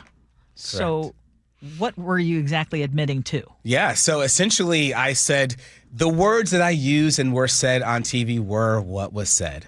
Those are words I take ownership for and accountability for. And basically what I'm committing to is saying that I'm moving forward from this to say, I want to show learning, I want to show growth, I want to show healing, and I want to be a part of that journey for many men and many people who are in the world who maybe have had this moment before. And so my focus is on just trying to go from there and not put all the attention on what could go wrong, because truthfully in partnerships, mistakes are made and there has to be confession, apologies, and then moving forward for them to work out. And I really want that relationship to work. So I didn't want to put so much attention on the apology so much that I'm not focusing on the things that I'm doing to make the corrections.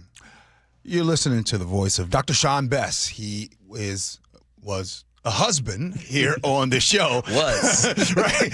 He was a husband on the reality show, Married at First Sight, and he's here on the Gee Ursula Show. Now, I want to connect one of the biggest reasons why the Gee Ursula Show had to talk to you, because there's something much bigger than television that has taken place. At this time, you're no longer with Olympic College.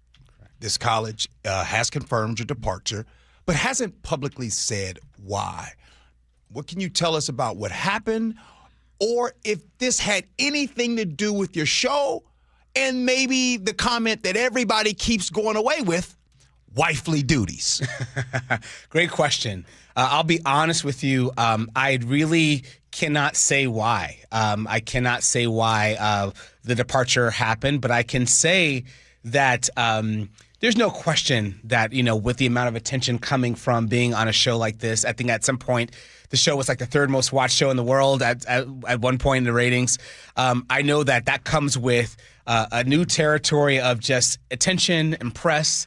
And so for whatever reason it might be, a lot of times at the executive level, when terminations happen, which is different than firing, just for the record, terminations happen at the executive level. A lot of times there's sometimes voluntary separation, and there's agreements that say, hey, we just don't want this smoke, right? So we just want to go ahead and move forward. Right. Now, they didn't tell me what specifically it might have been, and so I am also just moving forward with gratitude because I had such a great opportunity to lead there, and a great boss and a great team. I was getting praised for my work. I had just literally gotten a raise, and I gotten a lot of support from the community. So I know that there are some things that I probably will never be able to explain or understand. Right. But just know that it was a great experience and a great time of leadership there. I just said to Chef and Ursula this morning, I said there's this saying about how you can just ask for forgiveness and rather than permission. Is that what you did getting on Married at First Sight? Did you just decide to do the show without saying, hey, boss, just to let y'all know, I'm getting on this show Married at First Sight? That's a great question. So my boss at the time, which wasn't my current boss, my most recent boss, my boss at the time gave them full heads up. Okay. Full disclosure. I was transparent and said, hey, I'm thinking about doing this. Even talked to my PR guy and our HR guy and just said, this is what we're thinking about doing. And they were like, okay, cool, to keep our name out your mouth. But other than that, keep moving forward. And so I decided to do that because I thought, I'm a romantic, I ain't gonna lie. And so my thought was the chance to find the love of my life through this crazy process is a high risk, but it's like the price and the payoff is way higher. So I'm trying to read between the lines because you said you don't really know exactly why you no longer have a job there. You don't have any inclination, and you don't think it's directly related to the job. I don't even have any speculation. I'm literally just moving forward. I'm in a place where I just accept that what was decided, and I am accepting of what it is. Okay. I mean, I don't know that I would could be make so up accepting. something. Yeah, no. Okay. Well, then looking back, Sure. Do you regret being on the show? Absolutely not. No. I mean, not only did I learn so much about the type of person that I want to become and see in the mirror the person that I was and how I could improve, but I also think it led me to also using community, partnership, mentorship. I'm part of some amazing men's groups, some amazing community groups, still part of a lot of nonprofits and supporting the community where I live. And it's led me to some conversations that I think have needed to be had in our community for a while, especially even the portrayal of just even black men in reality TV. That's a whole new conversation that I don't think has been broached fully yet. And I think there's just something there to be said that I want to start talking about to get the word out about how we're portrayed. A lot of times the only narrative is if we are either thugs and gangsters or we are overly sexualized. And I think those are the two lanes that we get awarded for or we get Oscars for. But a lot of times we don't get the conversation about just being a nerdy black guy who likes to speak with frameworks. That's called gay. That's called atypical. That's called undigestible. And I want to have that conversation more often. Are you nerdy? I'm super nerdy, man. I am the sapiosexual that I think my partner was looking for. Wait. Can you explain that? Yeah. Real quick? Yeah, so one of the things they ask us in the beginning when they're asking our types, they're like, what do you like? And so sapiosexual is that idea that, you're attracted to someone primarily from intelligence, right? That's how I live. That's how I thrive. That's what I'm attracted to and drawn to. And I believe my partner was drawn to the same thing and said that they wanted that. So that is quintessential who I am. I think whoever I end up with will probably have that as a high priority and a high value. Well, we run out of time here. One of the things, so much. I gotta ask you this, because when I was sitting on the couch next to my wife, and she watches the stuff, and it was on, right? But the one thing I've been wanting to ask you about, now that I have you here, was the first time that you saw Nikki at the altar. Yeah. I just want to know what took place emotionally at that moment, because all I know is I looked up and she looked very uncertain, as almost like she thought that you were the officiant. Right. And not the person that she was going to marry. Yeah. Because that was an awkward moment, even for me. Yeah. So can you take us to that moment? Yeah, sure. I'll be honest with you. In that moment, I was so overwhelmed and thrilled about the idea of this black woman coming down the altar that I'm about to marry. I'm on cloud 9.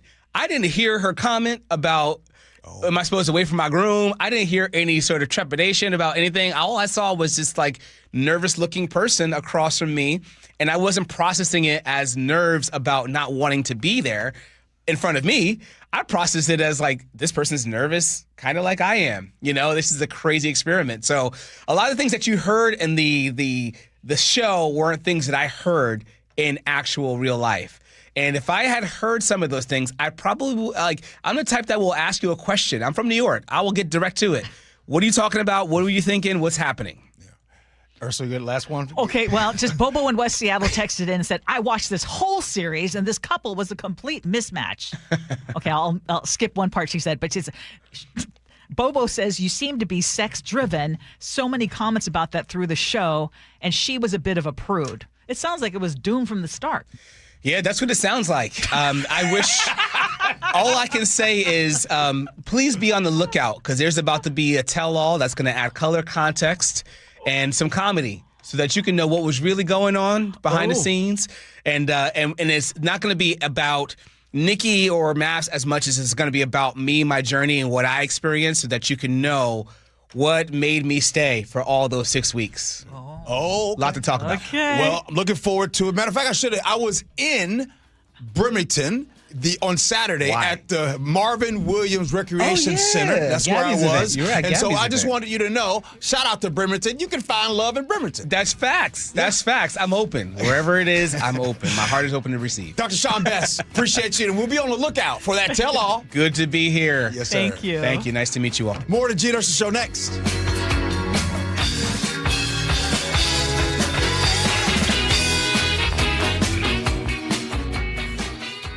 Endless hours of research, seeking referrals, dozens of calls. Hiring the right attorney can be a challenging process during an already difficult time. JP Pendergast with Pendergast Law explains. In Washington State, Tom, there are thousands of attorneys to choose from. Referrals and online research can be helpful, but discovering the right attorney requires a conversation. It can be hard to identify integrity and authenticity without that interaction. So, what do you recommend? We encourage anyone looking for personal injury representation to call for a free consultation with our team before making a decision simply based on referrals or online research. Accident victims need an attorney that listens, demonstrates honesty, and is genuinely understanding of their unique circumstances. The care, attention, and preparation that our firm provides throughout the case mirrors the effort involved when taking on the insurance companies. Save time and avoid mistakes after an injury. Contact the caring and compassionate team at Pendergast Law. If you or a loved one has been injured in a car accident, call Pendergast Law. We can help. My name is Jeff. I live in Northern California, and I am 65 years old, actually 65 and a half as of 2 days ago. I've been practicing medicine for 37 years.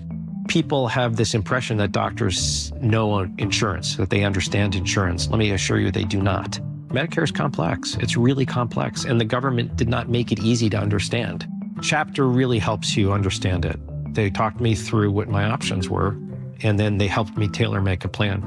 One of the things that really impressed me with Chapter was the human touch element of it. I was not talking to an AI agent. I was talking to a real person who answered my questions.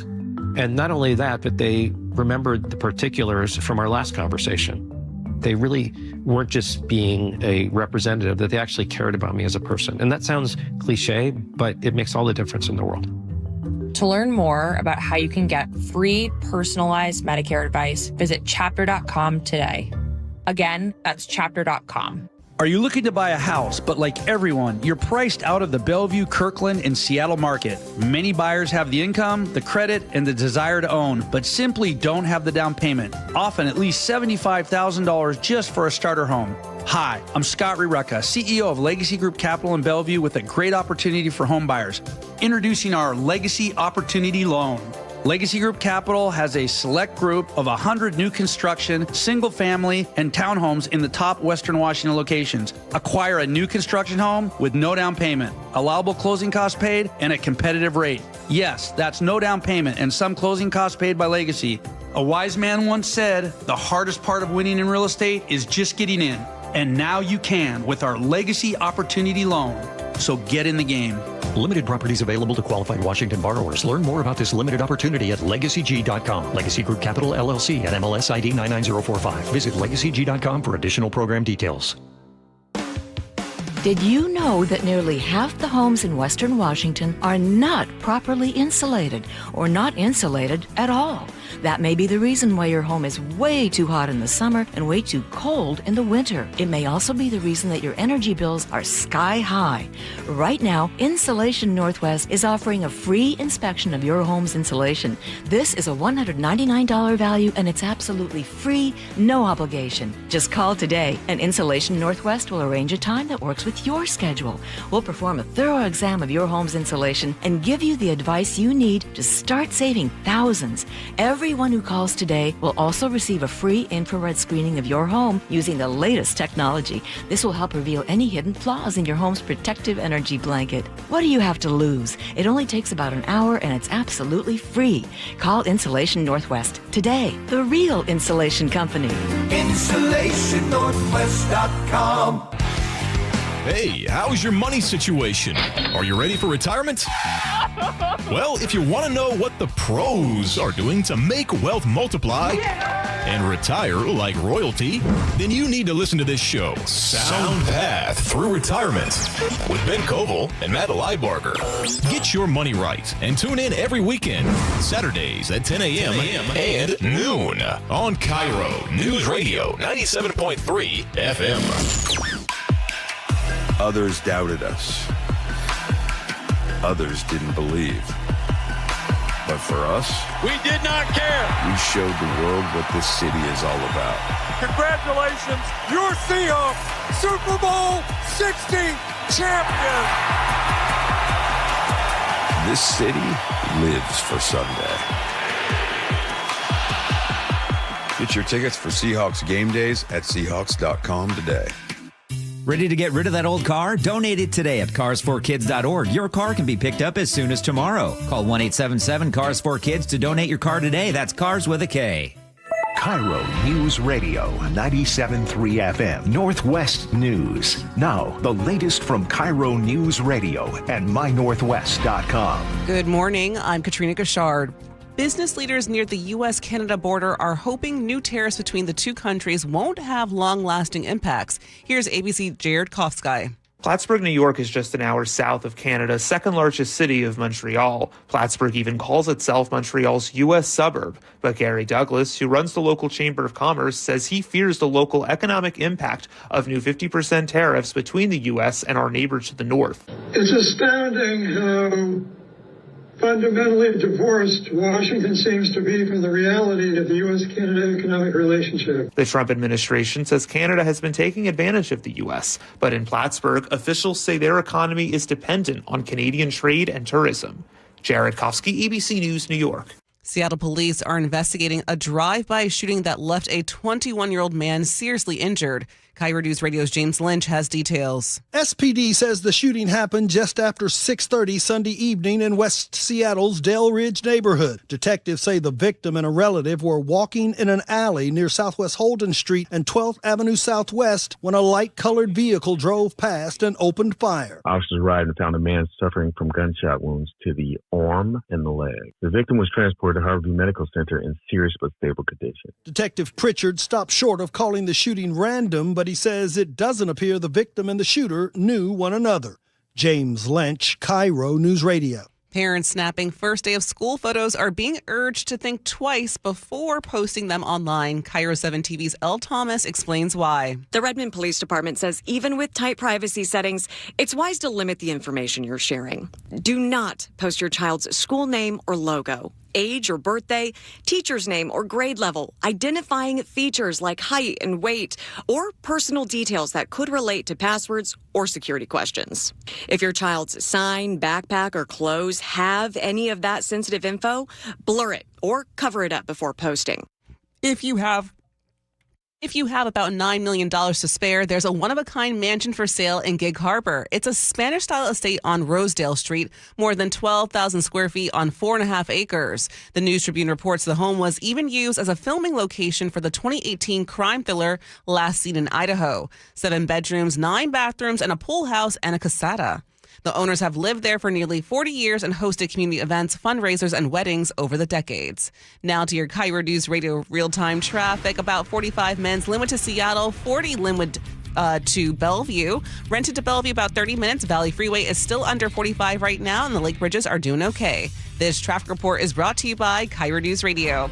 For your forecast, we got some low clouds and afternoon sunshine on the way. Highs will be in the low 70s. Right now, it's 62 in downtown Seattle. I'm Katrina Kashard, KIRO News Radio. Your best source for local news. You're listening to KIRO News Radio, Northwest News. Welcome back to the Gee and Ursula Show. Steve in the 425 just texted in and said on Highway 2 between Snohomish and Monroe going eastbound, something's going on because we are stopped. Not sure exactly what, but it's milepost 11, so just a heads up on that. We want to talk about this story from Pierce County that caught our attention. There were cheers and tears in a Pierce County courtroom on Friday after a judge told a man who has spent 17 years in prison that he was going home. James LaRon Ellis was 18 years old back in 2008 when he and 2 other teens went into a Lakewood apartment to steal drugs and money. And during a fight, Ellis shot and killed 20-year-old Javon Holden. Ellis pleaded guilty to second-degree murder back then and was sentenced to 25 years.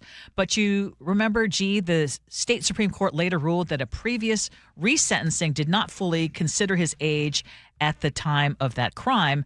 So at Friday's hearing, the judge also pointed out that Ellis had been doing extensive rehabilitation, including years of fighting wildfires for our state. I was frankly impressed very much with Mr. Ellis's work in the firefighting area. As Ms. Page detailed, he would go out into the community, do his best to save property, to save lives, and to fight fires, and then go back to prison, and then go do it again. I mean, that's remarkable. All in all, there have been prodigious efforts and well-documented efforts at rehabilitation. And Mr. Ellis has accomplished a great deal more inside of prison than many people accomplish on the outside. Mr. Ellis will be released forthwith. Now, prosecutors wanted him to serve another 33 months to fill out a sentence, but the judge said that if there's nothing else that needs to happen while in prison. So I had mentioned to you and Chef this morning, before I read the story, unfortunately, I had already judged it. And this is how I judged it. I don't know if you all know this, and I'll just give you a reminder. I'm pretty conservative, if you will, when it comes to crime and punishment. Mm-hmm, me too. I'm I don't know, it's just how I am. But then when I got to reading it, I got to read the story, the sentence, what he got. And then I read where there was a re-sentence and everything and why that happened. And I read that he had served 17 years and the decision to release him would be that he would not serve the next 33 months. And listening to what the judge said, and you guys heard it, the judge said, hey, I don't really think that another 33 months does that show what he hasn't already done in 17 years. And also the work that he is doing with fighting the fires and the work that he's doing in being inside of prison on good behavior and everything. And so I really kind of, almost smack my hand for judging the story without even reading it. And so after reading it, I said, man, that's a good story. It's a good story with respect to the family that lost a loved one. I don't want to keep that out of there, and I'm sure that there is definitely remorse in that. But this person has paid their debt to society, and they are trying to do what's right to be better and get another chance out here into the world. And I think that in this case, accountability mattered, and it does matter. The victims, they matter, that whole story. But at the same time, redemption has an opportunity to matter as well. And so this is a story, Ursula, that I think that they got it right, and kudos to him for doing the work that it takes. Now, one of the things that I would have liked to read and I didn't see because it sounds like prosecutors were not able to get a hold of the victim's family. And so I was trying to put myself in the shoes of the victim's family. Like, how would you feel if someone already got a 25-year sentence and then it's going to be reduced by another 3 years or whatever? I'm just doing quick math right now. But even in that situation, I was thinking, because he was a kid, I mean, nothing's going to bring back your loved one after being murdered. But the reality is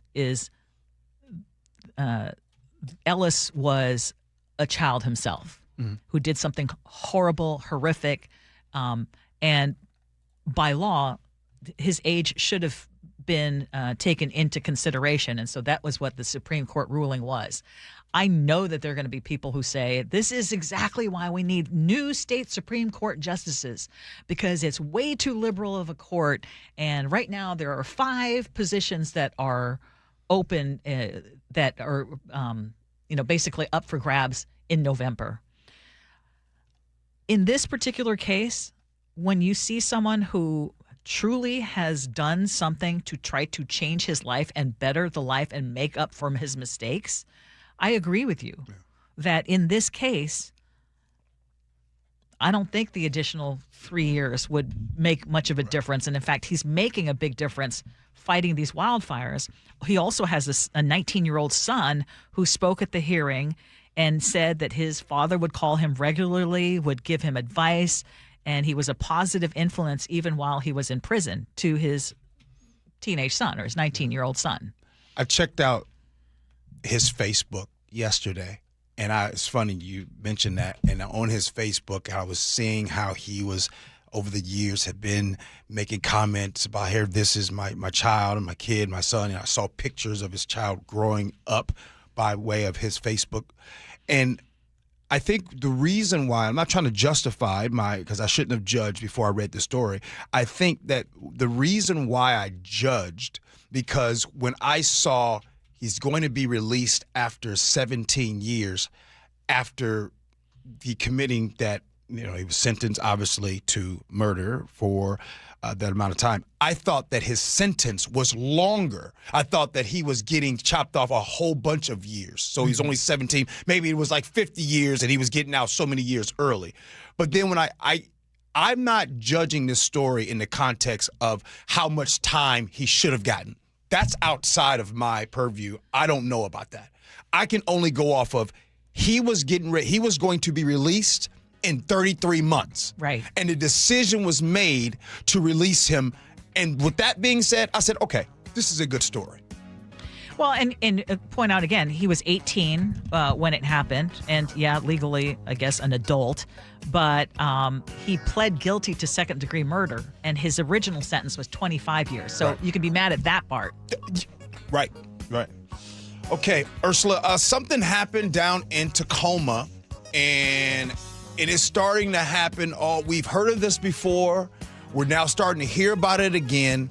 This is in the West Tacoma area. I'll share that with you next. Gee and Ursula.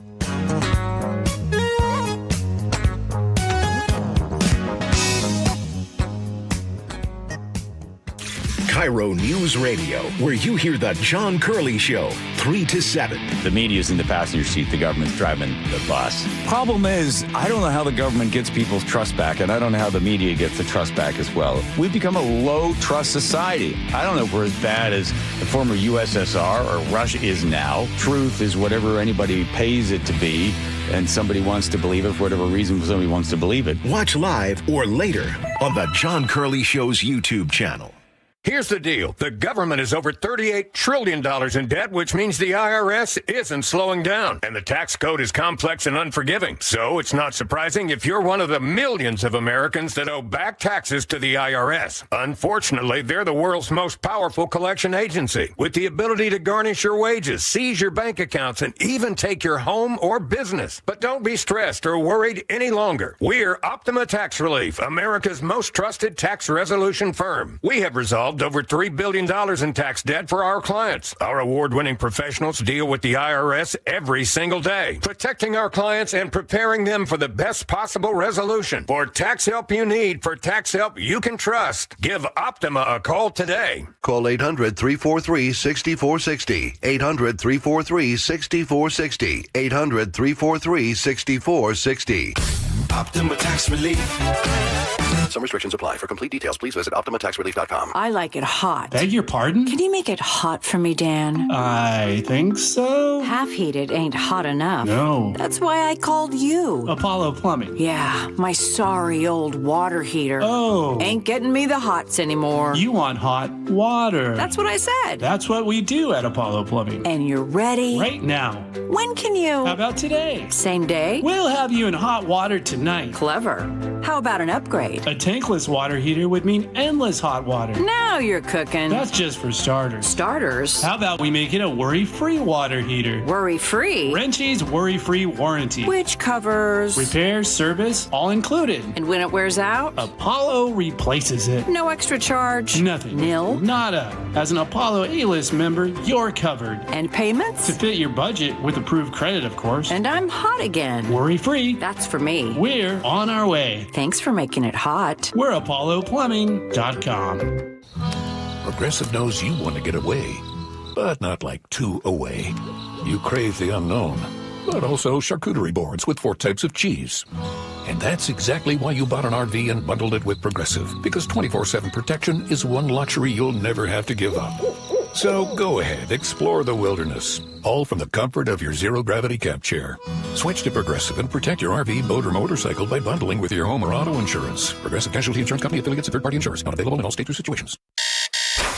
Stop wasting your nights on a mattress that doesn't get you. Experience the most comfortable mattress in the world. The Sleep Number Smart Bed. At the touch of a button, you can personalize your comfort. Choose firmer or softer. Adjust cooler to warmer.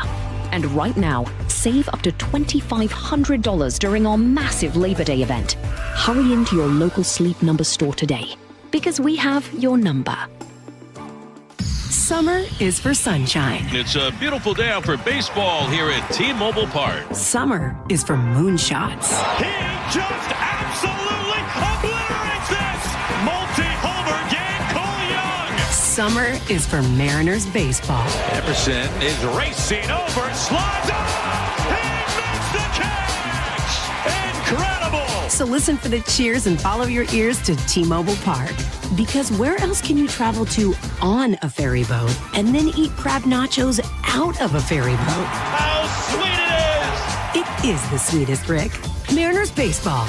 Tridents up. The Mariners' schedule is packed with divisional matchups down the stretch. Be here this week as the team takes on the A's, Thursday through Sunday, including Brian Woo's Mariners bobblehead debut Saturday, thanks to Lexus. Then the Rangers are in town for a 3-game showdown, September 8th through the 10th. Get your tickets at mariners.com. Guys, if you have low energy or reduced drive, it could be low testosterone. At Revive Health here in Seattle, start with a free testosterone exam and consultation with an experienced medical provider. And for a limited time, qualified patients can get started with a free month of TRT. Schedule your free testosterone test, exam, and consultation today. Call 206-529-1111. That's 206-529-1111 or visit revivehealth.com. The new SR 167 Expressway opens soon and will be toll-free till winter. It's the shortcut between I-5 and SR 509 near Fife, so drivers can avoid congestion and freight trucks can deliver direct to the port. Learn more at goodtogo167.com. Want to see the defending Super Bowl champion Seahawks open the 2026 season against the Patriots September 9th? KIRO Newsradio is giving away 4 tickets. Holy catfish! All you have to do is open the KIRO Newsradio app and enter. You can enter once a day from August 25th through August 31st to boost your chances. Full details at mynorthwest.com/win. Touchdown, Seahawks! It is the Gee and Ursula Show, and guess what I'm excited about? I know, you probably don't care. Sorry. Oh, yes, you do. Little League dad and his son. Yes, they unfortunately, they get bounced early. They didn't make it and win it all, but they've been winning it with us. And every time, Ursula, we get a chance to talk to my man, Dan. Yes. That's my man, 50 yes. grand. So I want him to be my coach. Yes. So he's going to be showing up on the show here coming up next. But right now, Tacoma is losing another Fred Meyer. The James Center, that location on South 19th, is expected to close when its lease expires January 30th. 2027. The union says Kroger decided not to renew because of rising rental costs. About 100 workers will be affected, and this comes after Fred Meyer closed its South Tacoma location just last year, right there on South Tacoma Way and 72nd. You guys know where that is. But Ursula, once again, I think that you all know what I'm going to say, that this topic is bigger than just the groceries. Every time this happens, when a store happens, what does it create? You know, it creates that food desert. And also, desert. And also, another thing. They're desperate. Yeah, another thing that it creates, 100 jobs. 100 jobs just like that. So when you start thinking about the people in this area, Ursula, that are on fixed incomes, that maybe had an opportunity to walk down to the store, or maybe had an opportunity to have that loved one and or friend just kind of go up the street, take him to the store real quick. Now they have to figure out other means to go shopping. And if there's, you know, Ursula, we don't talk about this enough. Everyone has their grocery store. I don't know, whatever your grocery store is, you have that one that you go to. Imagine if that thing is getting ready to close down. Oh, it's devastating, honestly. And we are still feeling the pain of losing the Fred Meyer on Lake City. Oh, yeah, that's right. When we wanted to have really good prices on certain things, that's where we would go. Mm-hmm. That was our favorite store to get things that you knew were reasonably priced. Mm-hmm. And we liked going there. That's gone. That leaves a big. At least we have a car. We have access to other stores. That was a choice that we made to go there to Lake City, which it wasn't the closest to us. But for some people around that Lake City neighborhood, there aren't many choices. Yes. And it is devastating. The whole grocery desert issue is a very real one for too many communities. Mm-hmm. And did they say, though, why Fred Meyer is closing that particular one? Or is it just, I mean, I know that a lot of people are also turning to grocery delivery. Yeah, but I mean, they're saying that they won't renew the lease because of rising rental costs. Okay. In this, and you know, let's take groceries itself out of it. And here's the thing that we don't talk about enough. I'll ask. When you go to your grocery store, your main grocery store, do you know any of the people? Do you know anybody in the produce section? Do you know anybody in the meat department? I used to. Do you have a favorite? Maybe when you go to the flowers, that area right there, is there somebody like, oh yeah, they helped me with prom, and they helped me. Oh, they even helped me back when I was in high school, and now they help my child or they help my grandchild. These are the stories that don't get talked about, are these employees that connect with the community. So not just 100 folks are going to be out of a job. That is a bunch of people. 100 people got to be gone from that community, that people in that community can go and talk to. Hey, Mildred, how you been? I hadn't seen you in a while. I was worried about you. That person, because we talk about not being connected, that's another way that we are connected in our community. Well, one of the things that has happened, though, with the invent and basically the popularity of the self-checkout, which I have finally succumbed to, is that we do lose that connection. Yeah. But Kara, the cleaning lady, says, losing the Fred Meyers in my location in Kent has been devastating in the area. This makes me sad to hear about another one. It makes me sad to see any big business shut down after having been there for a long time. And it feels like we're just seeing more and more. Things are getting very expensive, including rent. Yesterday, we went out to dinner, and I was shocked. I mean, call me shocked that at a Chinese restaurant, and I mean, the food's good, but one dish was $30. One entree. Like, hello? Well, it's almost like Ruth Chris Steakhouse. That was what I was charging at a James Beard award-winning restaurant for an entree in 2007. Hey, that's what I mean. Hey, Nick, you hungry, man? I could go for some food. Yeah, sure. I'm about to bless you in here in a second. Got some secret burger. Some blessings in a bag. Yeah. Hey, but okay, coming up next here on the show, our favorite Little League dad and his son. They're going to be joining the Gee and Ursula Show. Ursula, can't wait to talk to them. It goes down like 4 flat tires. Coming up next, Gee and Ursula.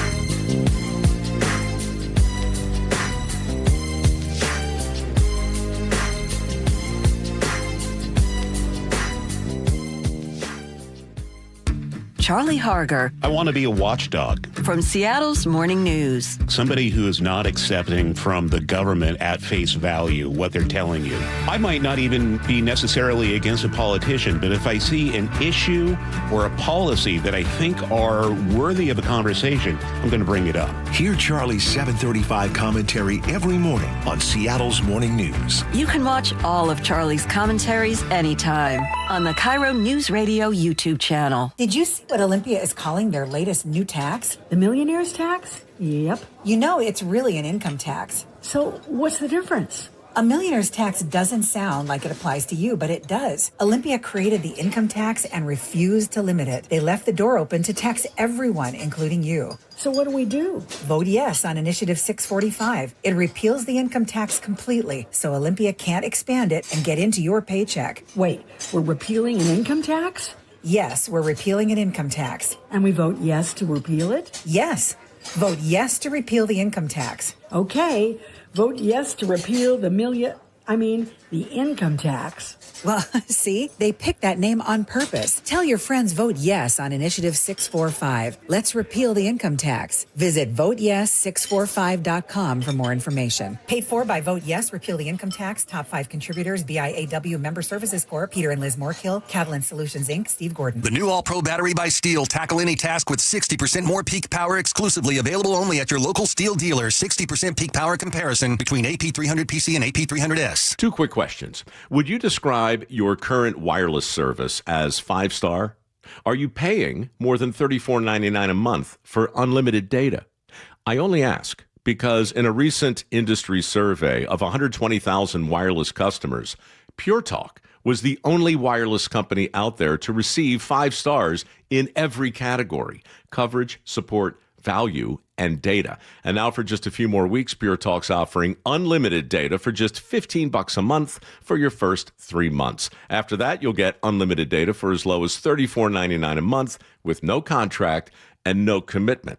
Just dial pound 250, say micro, and Pure Talk's 5-star U.S. customer service team will switch you in minutes. And at just $15 a month for your first 3 months, there really is no better time to switch to Pure Talk than right now. Dial pound 250, say micro, and switch to a 5-star American wireless company. Hey, Jake Skorheim here. You know the saying, save it for a rainy day? Don't do that when it comes to replacing your roof. The weather might be nice right now, but we know how fast the weather changes. Fall storms are just around the corner, and contractor schedules are filling up fast. If a new roof has been on your to-do list, don't risk another wet fall and winter. Call Valentine Roofing now.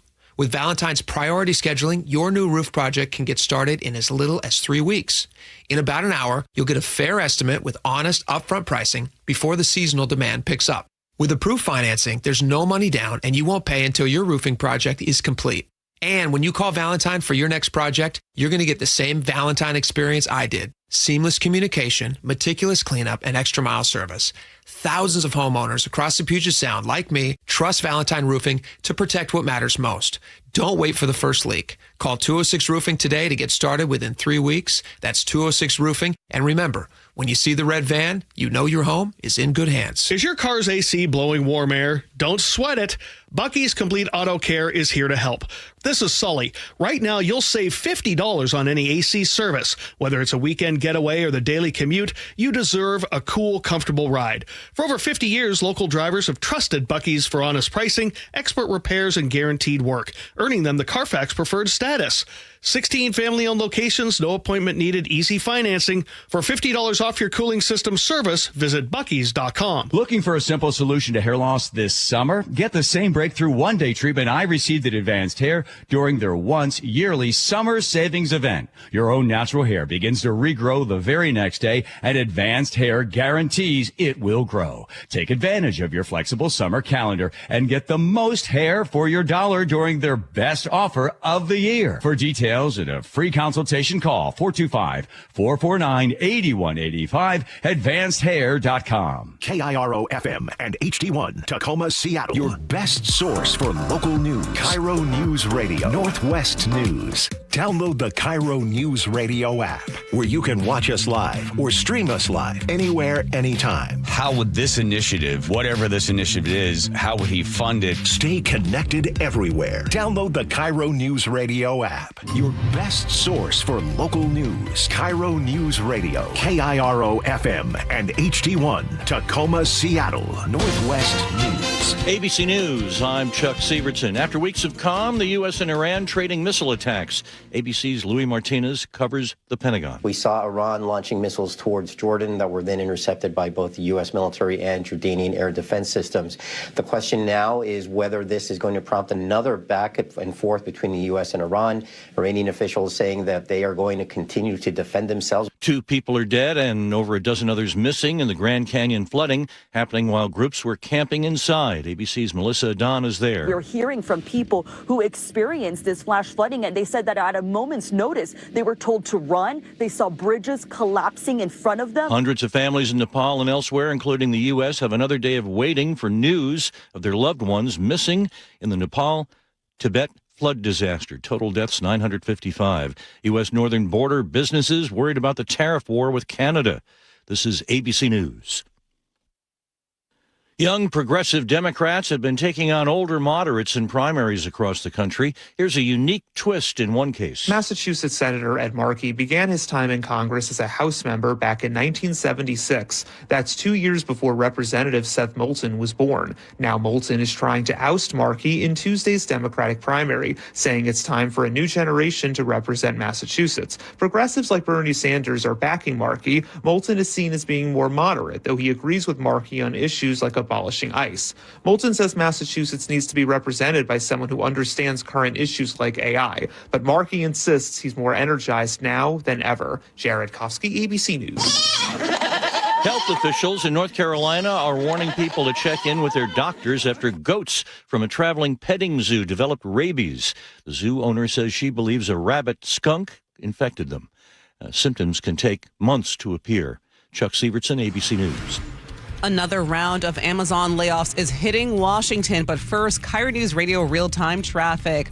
On southbound 405 to the off-ramp to Talbot Road, there is a disabled vehicle. It's partially blocking the ramp there, so be steady and be clear for delays right now. Other drive times, Valley Freeway is under 45. Lake bridges are still doing okay. It's going to take you at least 40 minutes from Linwood to Seattle. This traffic report is brought to you by Global Credit Union. Global Credit Union, where members enjoy no-fee accounts and early payday with direct deposit. Learn more at globalcu.org. KIRO News Radio 97.3 FM Northwest News. Now, the latest from KIRO News Radio and mynorthwest.com. Good morning. I'm Katrina Gashard. Amazon is cutting more jobs here in Washington. A new filing shows the company is laying off 121 workers across corporate offices in Seattle and Bellevue, along with positions at its fulfillment center in Sumner. The biggest hit, though, is in Bellevue, where 49 employees were notified. The layoffs take effect between October 1st and October 27th. Thousands of Seattle families are waiting to see whether school will start on time this week. We need to get this done. Contract talks between Seattle Public Schools and the Seattle Education Association broke down over the weekend. Heather Barker is a teacher at Stanislaus Elementary. It's really time that the district steps up and does what's best for our kids and our families. And I'm really hopeful, but we have a lot of work to do. Major sticking points continue to be special education support, wages, class, and caseload sizes. The union says a strike would begin Wednesday if no deal is reached. The University of Washington is hearing pushback over proposed changes to its student conduct code. Faculty leaders and students say the changes were rolled out with little notice and could make it easier for the university to discipline students connected to protest. Critics also raised concerns about a proposal that would allow outside contractors to take part in misconduct appeals. UW says the changes are designed to improve the conduct process and bring in expertise for complex cases. The proposal is expected to go before the Board of Regents next month. She won the first set, but in the end, 16-year-old Kristina Lutova of Redmond lost her first round match at the U.S. Open today. Lutova had been on a 9-match winning streak and left the court in tears. But Ruby Koning, who called the match for ESPN, had some words of encouragement for her. I'll tell you what, there will be a lot more tears of joy in the years to come.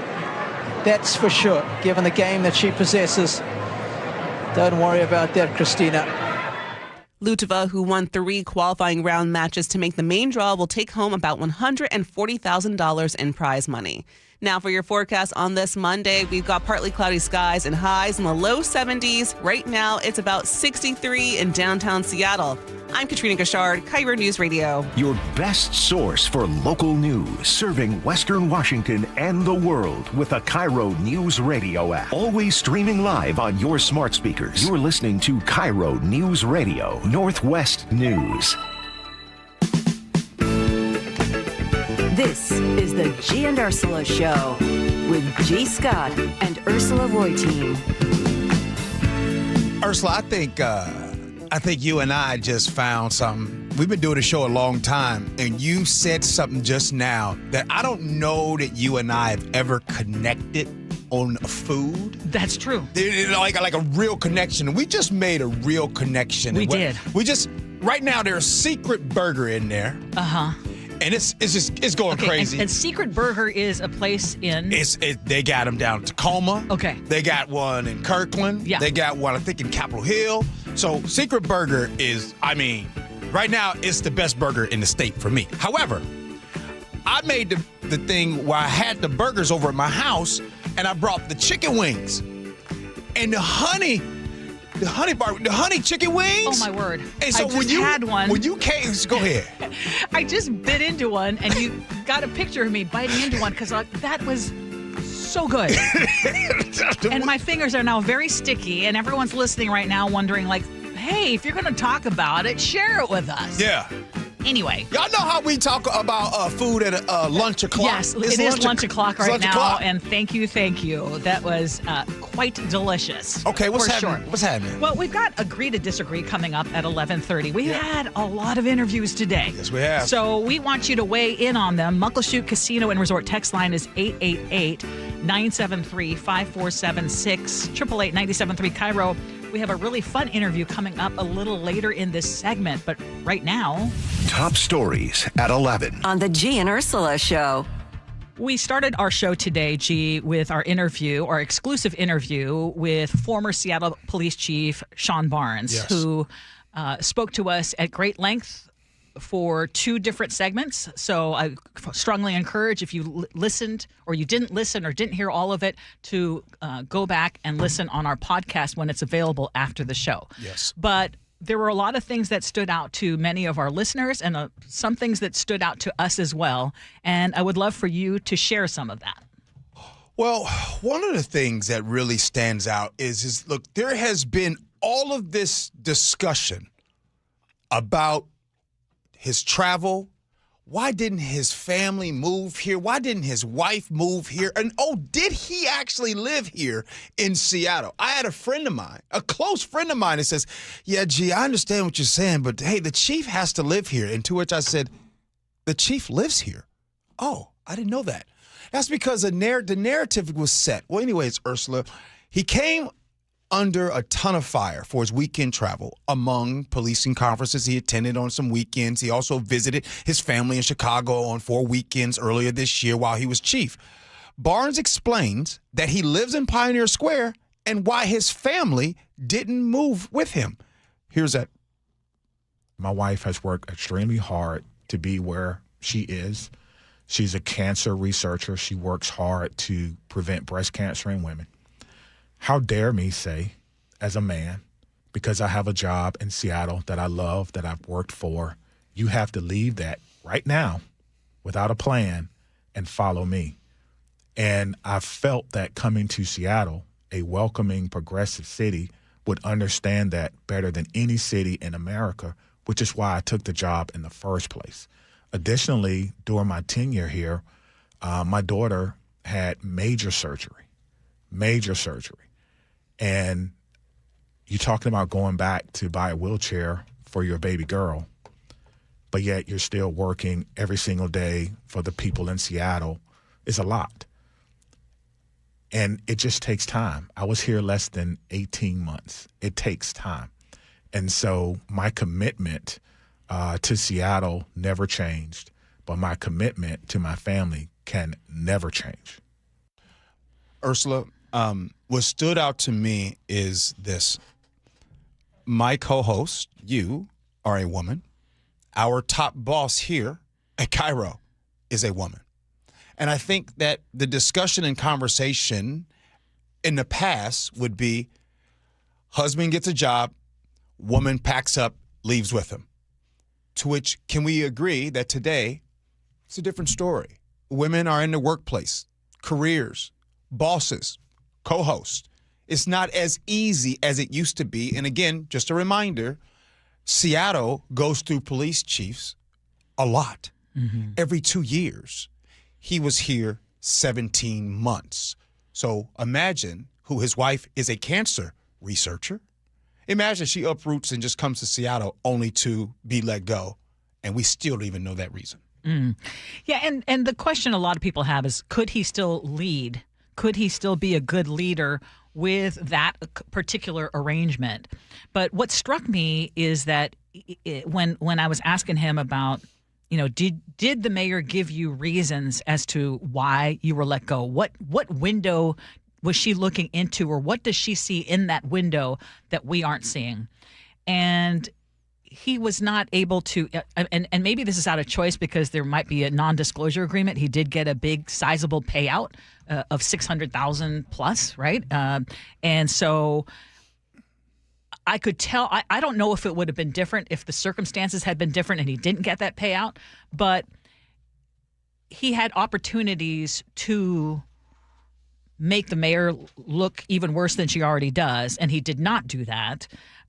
What he did say is he wants the investigation to look into what specifically happened the night of the bite of Seattle and where they went wrong.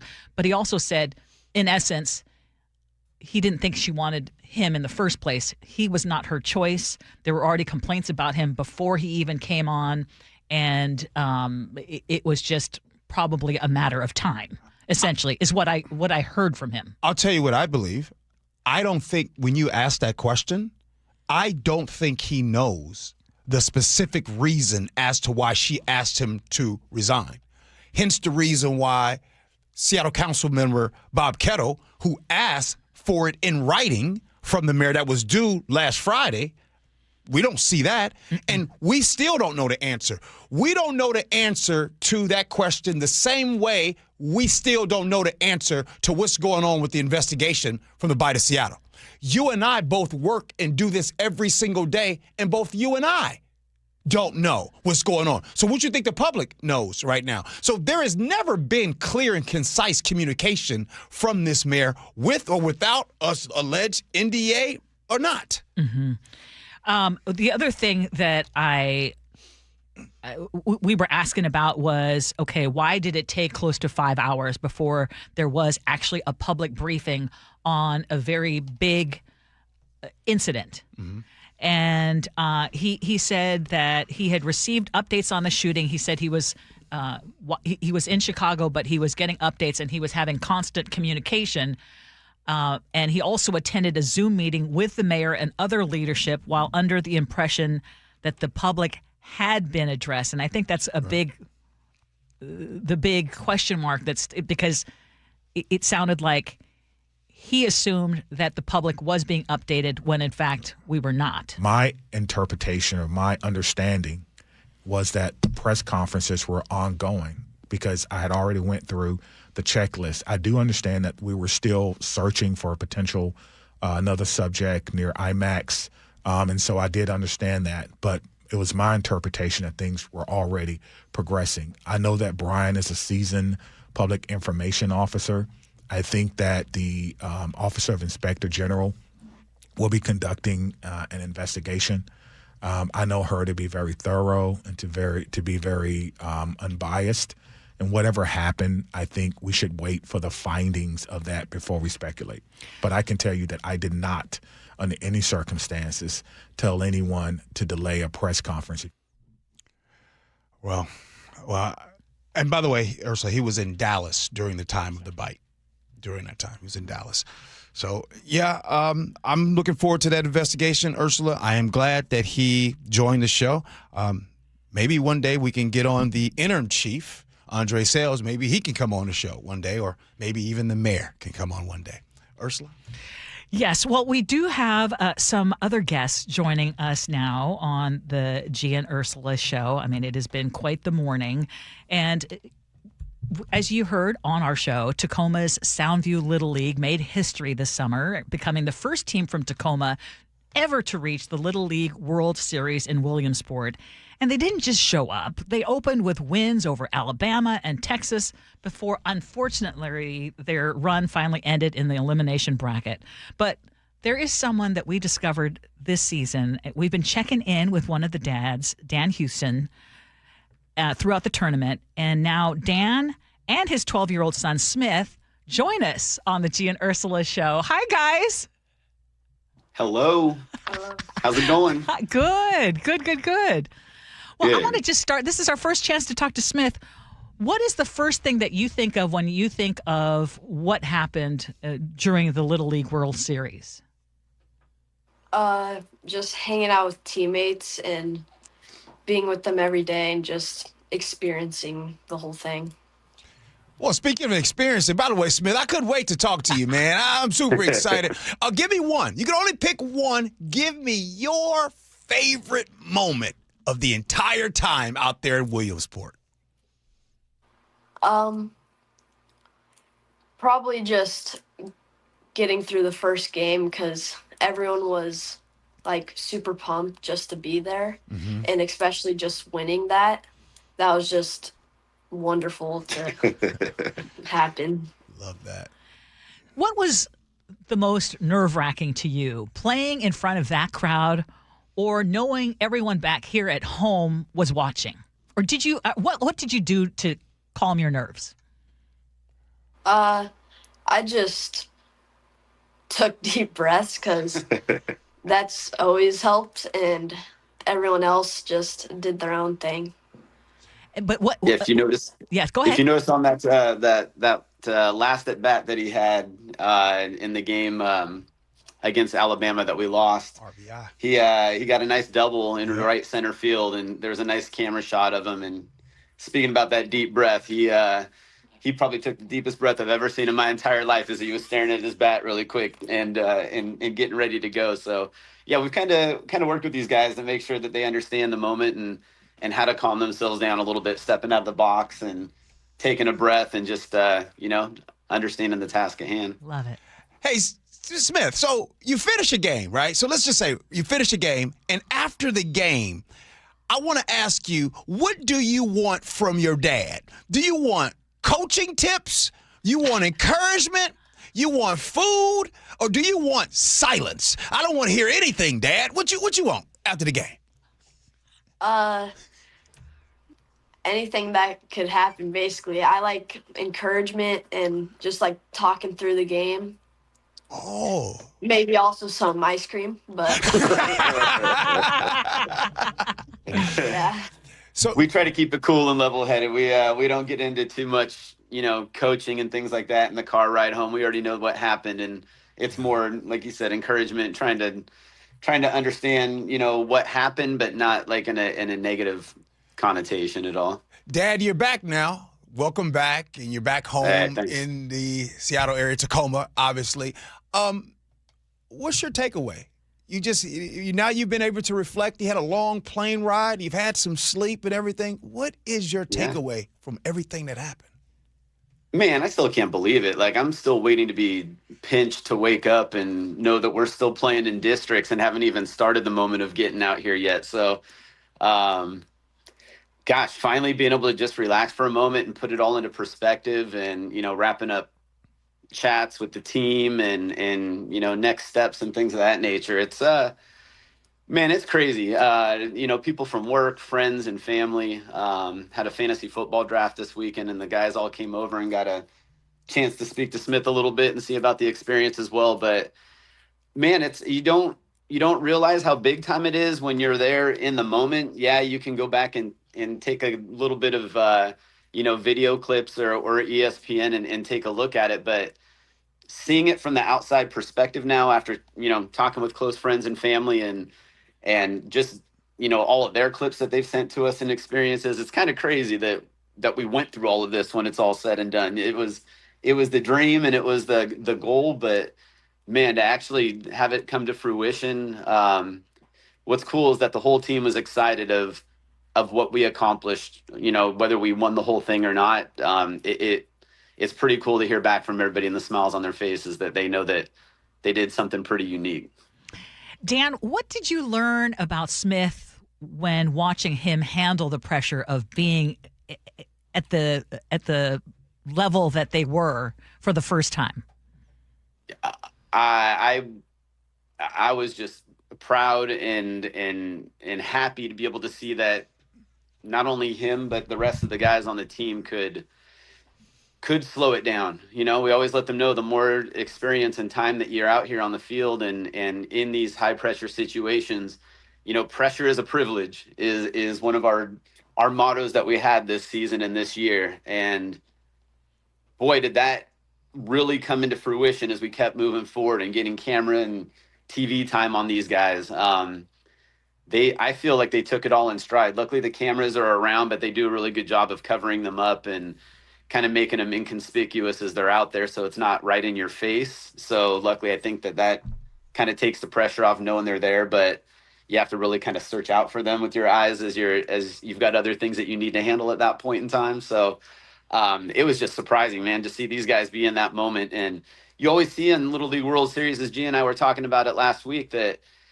these kids are in some high pressure situations, and to be able to see it from a perspective of not your team and not your son, and like, wow, if we were in that moment, would we be that same type of composure? And then to be able to see them actually be that type of composure that you've witnessed these other guys do, it's like, man, you can accomplish anything at this point in time. Smith went out to go throw a little bullpen with his older brother yesterday, and his brother throws kind of hard, and Smith's like, I don't know if I want to go catch a bullpen with you. And his brother goes, bro, you went to the Little League World Series. You can basically do anything, man. So it's kind of cool just to hear those thoughts and put it all into perspective like that. Oh, that's awesome. Okay, Smith, one last question for you from me. What was the absolute coolest thing that happened to you off the field?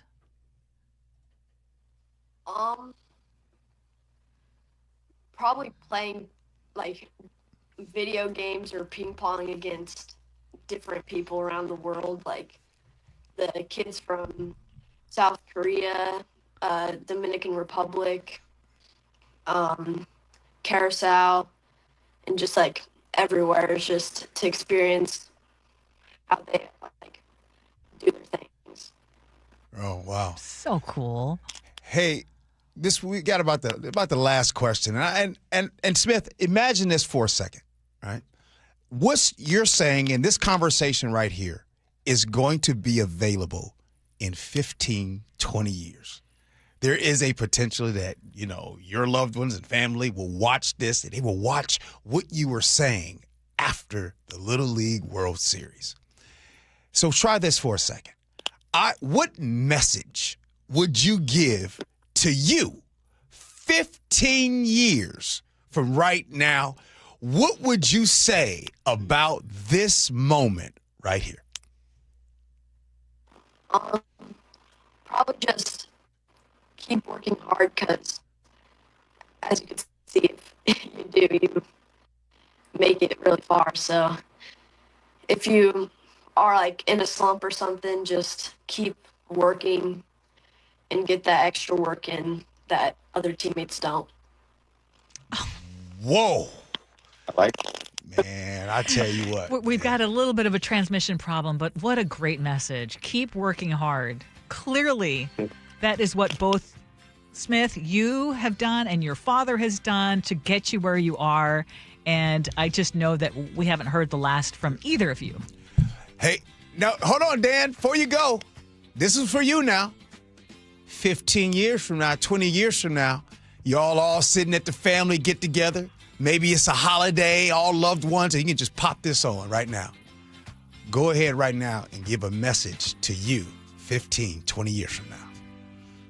And 15 years from now, may have grandkids running around at that time, may not. But that's hard to go. But man, that's gonna be pretty fun. We get a different ornament from our travels every year to be able to have for Christmas. And this year was the Little League World Series ornament that we got at the kids' store, and to be able to put that up every single year and have it as a topic of conversation. I mean, not even 15 years from now, like next year, or 3 months from now when we put it up, type of a thing. This was going to be something that was a lifelong moment that's really the highlight, man. Besides having it, being married and having my two kids, was probably the biggest moment of my entire life. And I wasn't. Hey, Dan. It's rough right now, the transmission. Thank you, Dan. Thank you, Smith. We're grateful for your time. All the best of luck to you, and stay in touch. All right. More to Gee and Ursula Show next.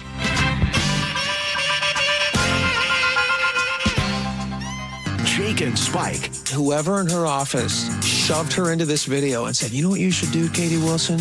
Why don't you, bust a move? Adhere yourself to a certain portion of the electorate. If the goal is to repel everyone, then I would say that she's doing a fairly good job. You're going for the uncoordinated vote. You nailed it. My goodness. Jake and Spike, noon to 3 on the home of your Super Bowl champion Seahawks. KIRO Newsradio 97.3 FM. This hour is brought to you by DUI Heroes.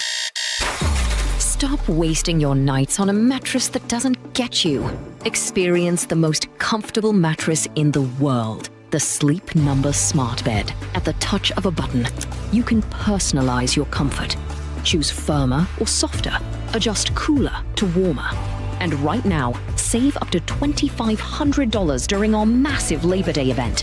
Hurry into your local Sleep Number store today, because we have your number. Get in the zone, AutoZone. Welcome to AutoZone. What are you working on today? Truck started slow. Battery might be toast. Slow starts are the first sign of heat damage to your battery. We'll test it, no charge. Thanks. And if it is dead? We'll set you up with a new, fully warranted battery, some up to 5 years, and we'll recycle the old one. Thanks for the rundown. Lead the way. Get free battery testing, charging, and recycling at AutoZone. Get in the zone, AutoZone. Restrictions apply. Anthony Hamilton with Tony, live in the Tulalip Amphitheater, Thursday, September 10th. Tickets are on sale now. Details at TulalipCasino.com. A dark night, a quiet suburb. But for one family, danger lurks just downstairs. Oh, no. That's just my husband getting a midnight snack. Guilty. But We have Xfinity Shield. It has a built-in Wi-Fi feature that detects movement without cameras. well, what they didn't know is that an even bigger threat lurks online. A hacker. Actually, Xfinity Cybersecure protects our connected devices, too. Okay, fine.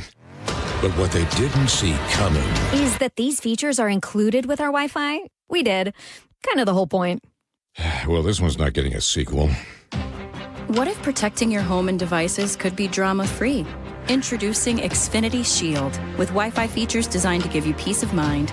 Visit xfinity.com/shield to learn more. Xfinity. Imagine that. Restrictions apply. Not available in all areas. Xfinity Internet and compatible equipment required. Guys, if your energy is down, your workouts feel harder, and your drive isn't what it used to be, it may not be aging. It could be low testosterone. At Revive Health here in Seattle, the first step is simple: a free testosterone exam and consultation with an experienced medical provider. We'll review your labs, symptoms, and overall health to determine if testosterone therapy could help improve your energy, strength, and performance. And for a limited time, qualified patients can get started with a free month of TRT.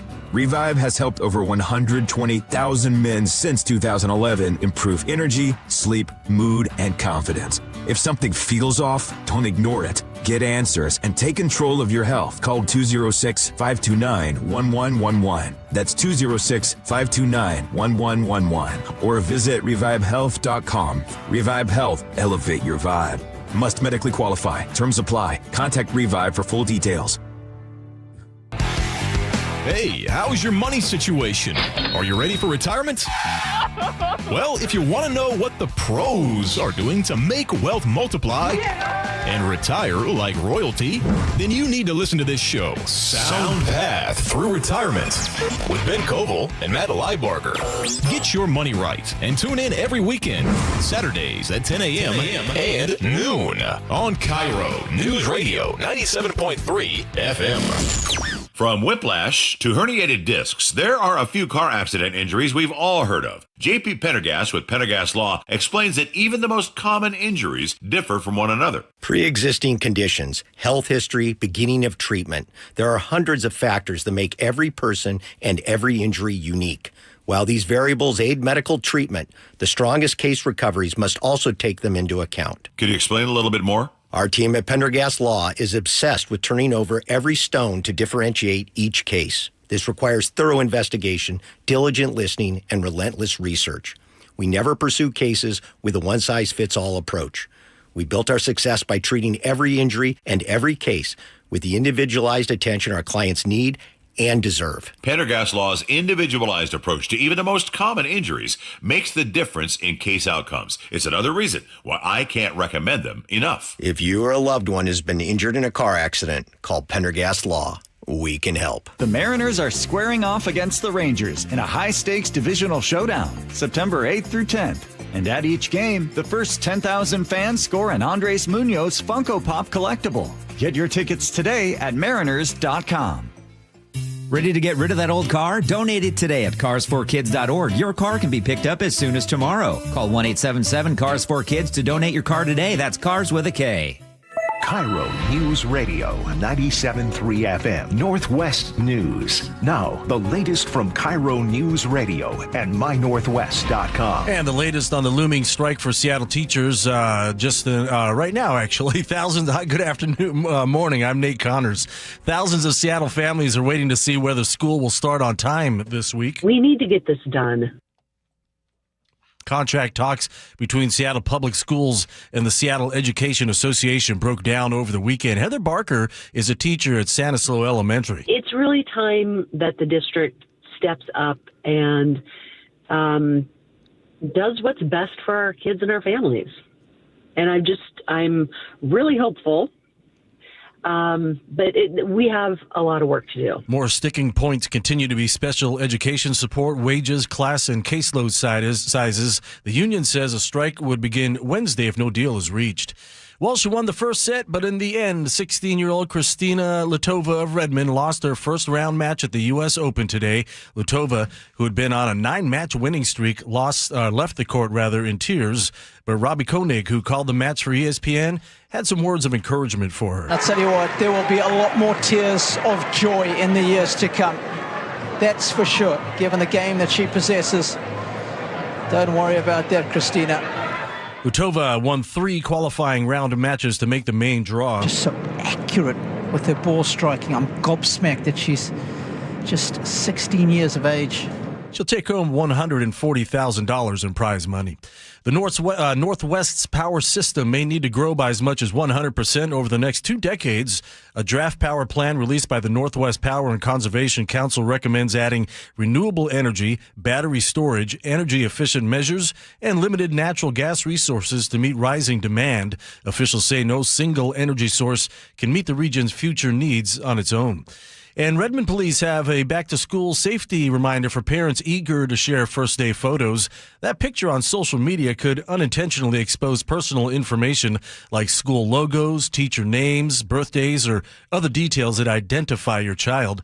Police say taking a few moments to remove or hide that information can help kids be safer online this school.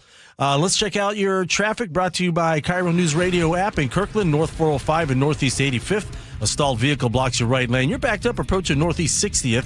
Heading into Seattle, South 5 gets a little crowded in Northgate, and that carries you into downtown. North 5 slows to the West Seattle Bridge to the just past I-90, and a brief backup there at 520. Otherwise, we're looking really good out there. Text app to 888-973-5476 and download the KIRO News Radio app. Listen to your favorite shows and get the latest news and updates sent straight to your phone. All right, a mix of clouds and sun throughout the day, a high around 74. Tomorrow, it's mostly cloudy and 72. And then Wednesday, it's stormy, windy, rainy. Will drop into the mid-60s. Thursday will start to dry out, close to 70 again by Friday. Mostly sunny and 67 in downtown Seattle. I'm Nate Connors, KIRO News Radio. Your best source for local news. You're listening to KIRO News Radio, Northwest News. Welcome back to the Gee and Ursula Show. It is time for us to agree to disagree, brought to you by Guardian Roofing and Gutters. One of these days, we just got to take off the gloves, just really go at it.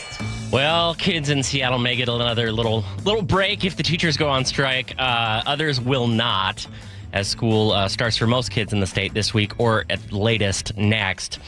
But Axios this morning informed me that nearly half the nation starts school before August 16th, meaning they start in the first week or 2 of August.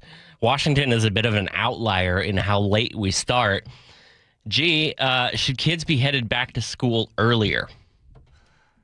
Can I change 1047 segment, instead of it being called G Takes the Wheel? Can we just call it common sense? I want to do that. I want to call it common sense because a lot of things, because common sense ain't so common. Right. Labor Day, Memorial Day, simple. That's when school starts. So Labor Day is coming up this Monday. That's this next Monday. That's coming up a week from today. And then there's a Tuesday, the Tuesday after Labor Day. Perfect time to start school. And then there's Memorial Day. Perfect time to end school. Labor Day, Memorial Day. It's like the whole thing about, you know, as far as wearing white every single year. You can't wear white after Labor Day, and you gotta wear white after Memorial Day. I say on the whole, wear white. I'm going to wear white whenever I dang well please. So if it works for me, I'm going to wear it even if it's the middle of December. Yeah, okay. That's not a thing anymore. Yeah, I know, right?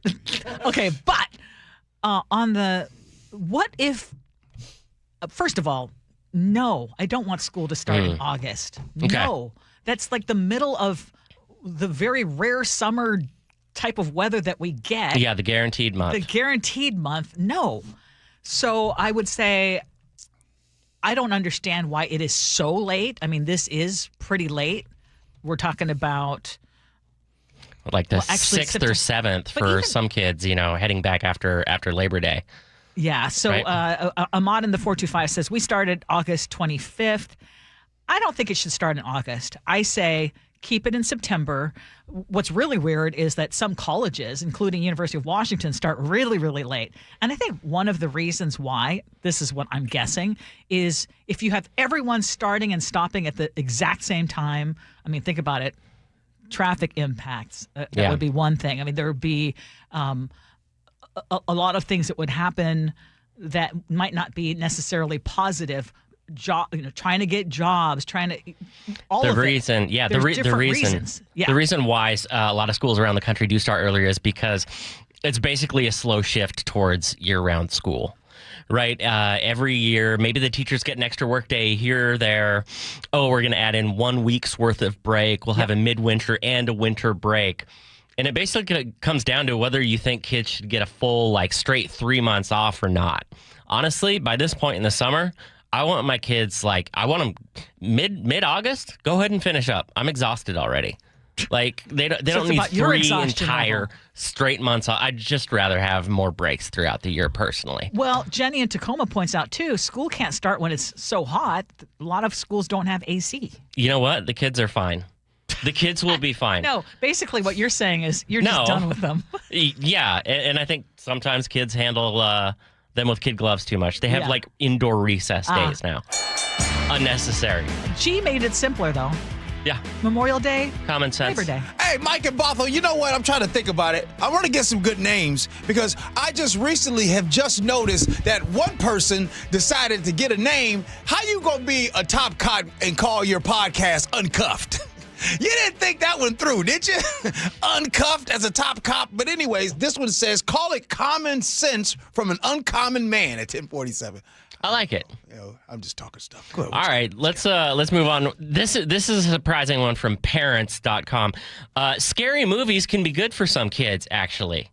They say that you have to know your child, but they theorize that scary movies are actually appropriate in some ways for children, and parents can watch alongside because they give kids a safe way to practice handling fear and building resilience. One of the researchers that was cited in this article says that fans of horror movies actually handled the pandemic better than average people because they had already seen the worst of the worst. They'd tested their fear tolerance.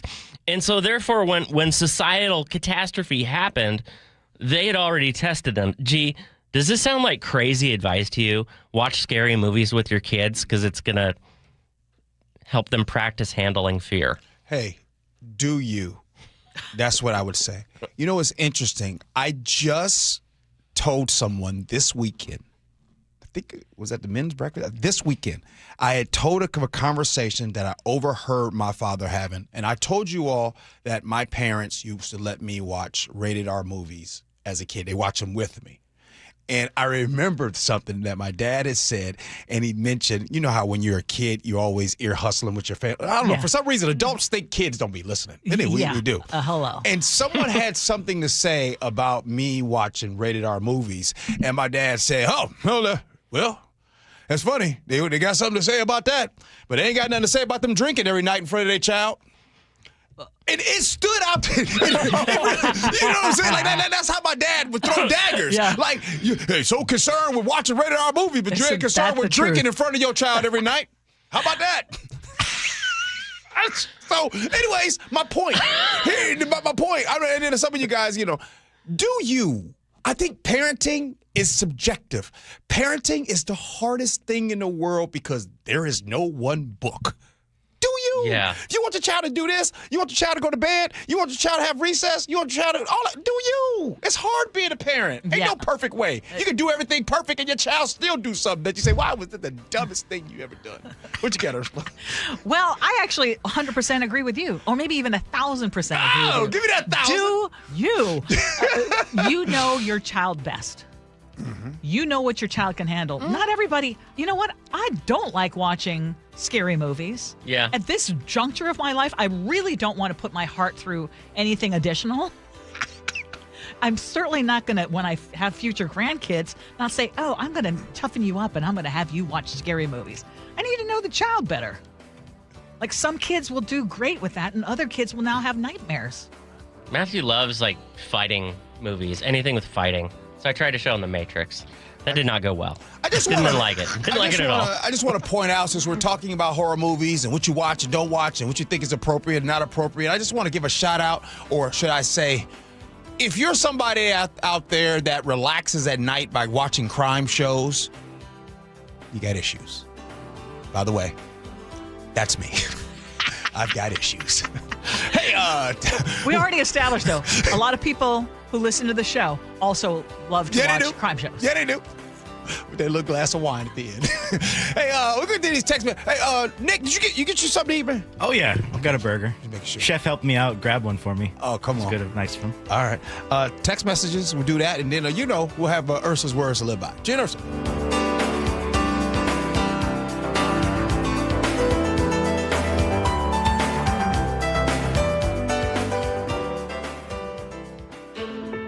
Years ago, I wanted to be part of keeping the Seahawks in Seattle long term. 3 decades later, 12, they're bringing the trophy home. 2 Super Bowl championship banners hang in the stadium Paul Allen built. Now, a new era of stewardship begins. Most things that seem impossible become possible. And we welcome the Khosla family to Seattle. From the home of the Seahawks since the very beginning, KIRO Newsradio. Moving into Aegis was one of the best decisions I ever made because I became connected with lots of friends. This is my friend Susie, and we haven't known each other very long. We just kind of clicked. She found this wonderful place, and so that I moved in. One thing we both like, we watch football games. I'm a tight end girl myself. Aegis Living has been trusted for nearly 30 years to deliver award-winning care in luxury senior living. Visit aegisliving.com/KIRO and see for yourself. Looking for a simple solution to hair loss this summer? Get the same breakthrough one-day treatment I received at Advanced Hair during their once-yearly summer savings event. Your own natural hair begins to regrow the very next day, and Advanced Hair guarantees it will grow. Take advantage of your flexible summer calendar and get the most hair for your dollar during their best offer of the year. For details and a free consultation, call 425-449-8185, advancedhair.com. Honey, that flu keeping you up? Did you take NyQuil Intense Flu? Nah, I got this. Okay, I don't got this. Yeah, you need NyQuil Intense Flu. Undo your flu with NyQuil Intense Flu. NyQuil Intense Flu provides powerful relief of your flu symptoms so you can sleep. You do got this. NyQuil Intense Flu. The nighttime sniffling, aching fever. Best sleep with the flu medicine. Use as directed. Keep out of reach of children. My brother had his identity stolen. My neighbor did too. Identity theft is the #1 crime in America. My gosh, my manager? My cousin. LifeLock detects, alerts you to, and fixes identity theft guaranteed or your money back. Wow, that's a lot of people. Kinda makes you think. Don't wait to become the one identity theft happens to. Get LifeLock. Save up to 30% with promo code NEWS at lifelock.com. Terms apply. Jane is a small business owner. Tell them what that's like, Jane. Yeah, well, it's like a roller coaster with a lot of ups and downs, and some days things can feel like they're flying off the rails. Yep, it's a lot. But the Total Solutions Advantage only from Comcast Business can help you manage it all. With the largest, fastest fiber-powered network designed for 100% reliability with business internet and wireless connect. Nice. So everything stays on track. The Total Solutions Advantage. No one does business like Comcast Business. The more solutions you add, the more you save. Get started today with a qualifying internet package for as low as $60 a month when you add an advanced solution. Plus, new customers, ask how to get up to $1,500 in prepaid cards when you add 2 lines of mobile to a qualifying gig bundle. Don't wait. Call today. Limited time offer. Restrictions apply. New customers only. 1-year agreement, paperless billing, and automatic payments with bank account required. $60 offer requires 300 meg internet, security edge, and additional qualifying service. Equipment, taxes, and fees extra. Prepaid card offers end 9/13/2026. At Progressive, we know making a difference starts with making things happen. That's why we're partnering with organizations in your community to make change happen. By helping veterans get the reliable transportation they need, helping small businesses with everyday challenges and providing aspiring homeowners with the educational resources to help them get into their first home. It's just another way we continue to innovate. Because you can't spell progressive without progress. Visit progressive.com/purpose to learn more. Progressive Casualty Insurance Company and Affiliates. Wesley Financial Group is not a law firm, and Chuck McDowell definitely not an attorney. This is Chuck. If someone talked you into buying something really silly and you want to get out of that silly little thing, my advice, get the facts. Call me and I'll send you our timeshare exit kit absolutely free. Inside, you'll learn how timeshare works and all your options for cancellation. Call Wesley now for your free exit info kit. 800-572-3344. That's 800-572-3344. I'm Bradley Johnson with 1-800-DUI-AWAY, and I want to talk to you about baseball. It's game day. The stadium roof is open. Our club's putting up a fight. They're cold brews in hand. But outside, the police are getting ready to spot fans trying to steal their home base.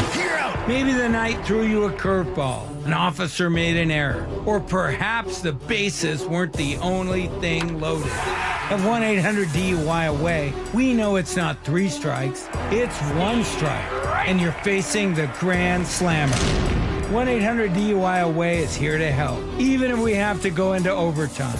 So call 1-800-DUI-AWAY or go to 1-800-DUI-AWAY.com to set up your free private consultation. When you're on defense, it's full count, bottom of the ninth. You want your closing pitcher on the mound. 1-800-DUI-AWAY. 1-800-DUI-AWAY. Is your car's AC blowing warm air? Don't sweat it. Right now, save $50 on any AC service at Bucky's Complete Auto Repair. Honest pricing, guaranteed work, 16 family-owned locations, and no appointment needed. Stay cool this summer. Buckys.com.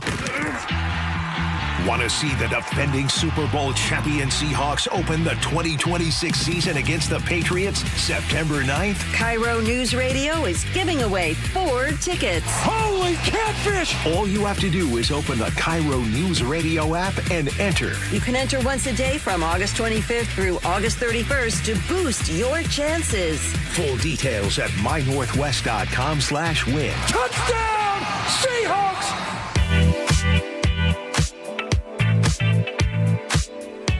It is the Gee and Ursula Show. What's happening, y'all? By the way, happy Monday, y'all. It's been a show today, Ursula. We had a lot. We did. We had, like, we're at the end of it. I'm thinking, I feel like I'm just getting started. Yeah. But we started the show with our interview with now former Seattle Police Chief Sean Barnes, and a lot of you responded. Senator John Lovick said, "Thank you for the outstanding interview with Chief Barnes. You covered a lot of topics.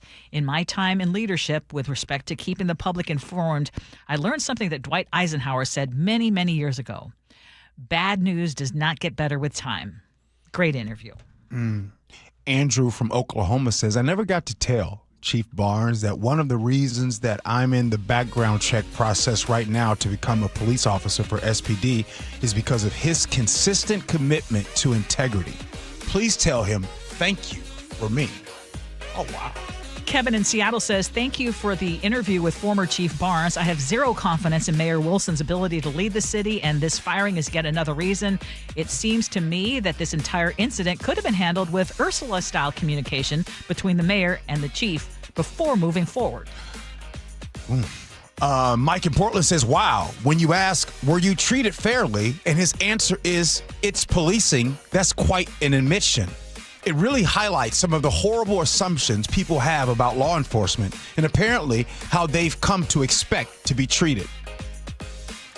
And then there were also folks, and I mentioned there were some folks who were weighing in on our Gee and Ursula Show Facebook page, continue to weigh in there as well. And I did see the comments about an NDA keeping him from really speaking out and what he really thinks about the about the mayor and how it was handled. And I don't know if you want to speak to any of that, Gee.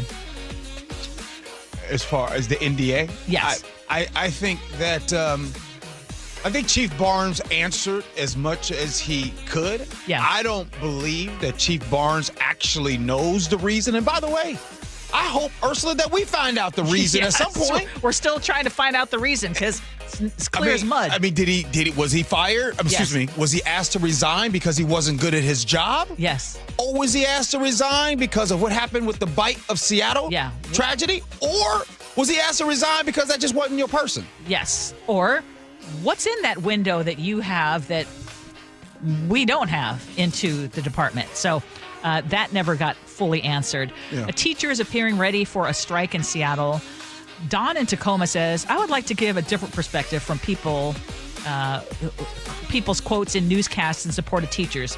The greed of the education union and teachers is out of control. The ridiculous level of spending per student in Washington is insane, and yet every year the union comes back saying teachers who get incredible pay, benefits, huge amounts of time off, and many of whom will get large lifetime pensions are not getting enough. I think we are spending far too much of our budget on education. Hey, Kevin in Tacoma is a 49ers fan. I know that was random, but I just wanted to just say that. Okay, back to the text messages.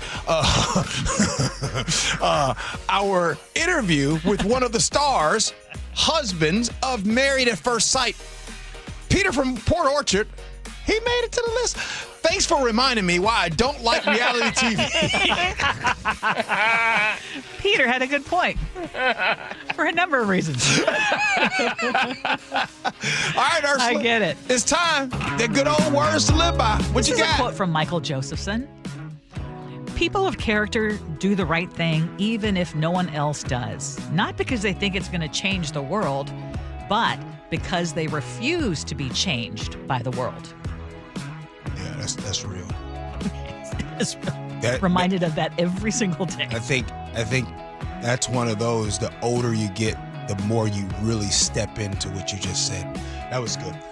Nick, what's up, good brother? Well, I know it's back to school soon for a lot of kids near here, but it seems this show went back to school on Guests Book Without Fear. From getting Sean Barnes on the show to bringing back Coach Dan, you could say we wanted to hit the ground running within our plans.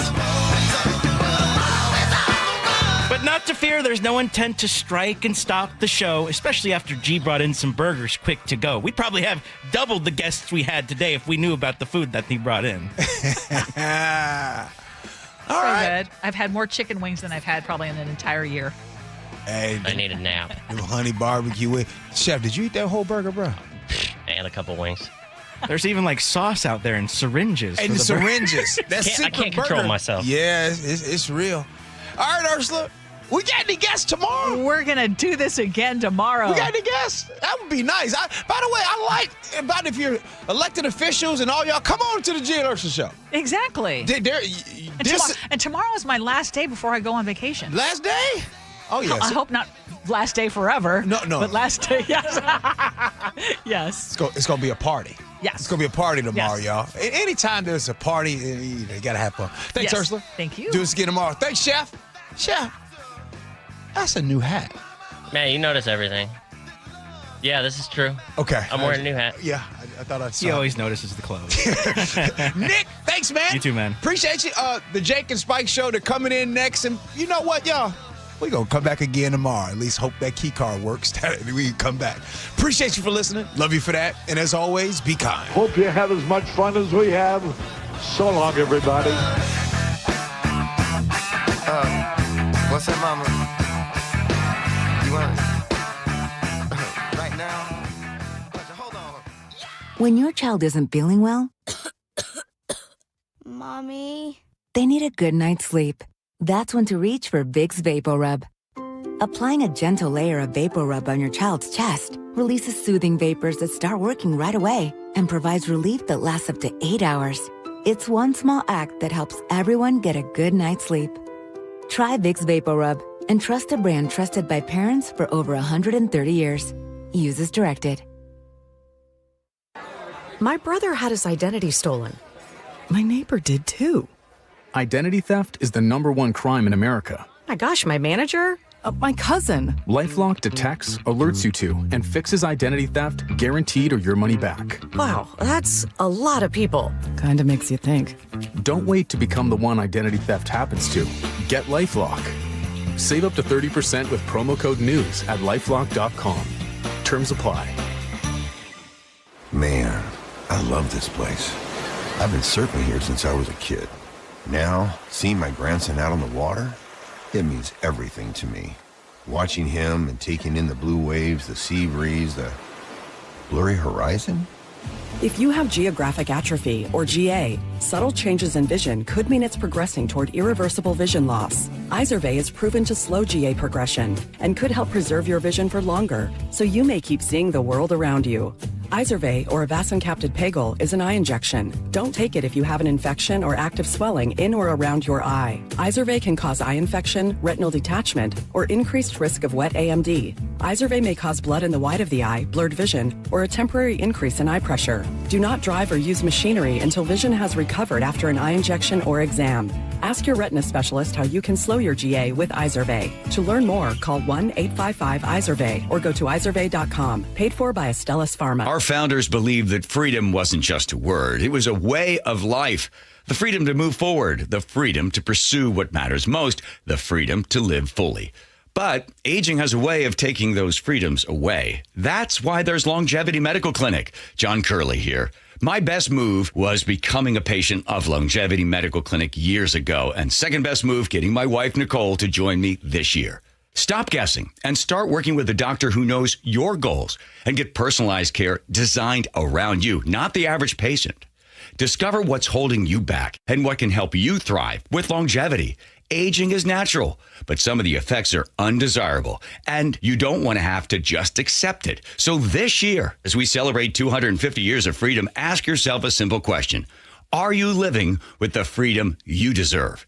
Get real answers about your health and get your free health analysis at Longevity Medical Clinic. Find out more at lmclinic.com. It's the best time of the year at Staples, with back-to-school supplies as low as 25 cents, up to 40% off select tech and more at staples.com/back-to-school. 2 quick questions. Would you describe your current wireless service as 5-star? Are you paying more than $34.99 a month for unlimited data? I only ask because in a recent industry survey of 120,000 wireless customers, Pure Talk was the only wireless company out there to receive 5 stars in every category: coverage, support, value, and data. And now for just a few more weeks, Pure Talk's offering unlimited data for just $15 a month for your first 3 months. After that, you'll get unlimited data for as low as $34.99 a month with no contract and no commitment. Just dial pound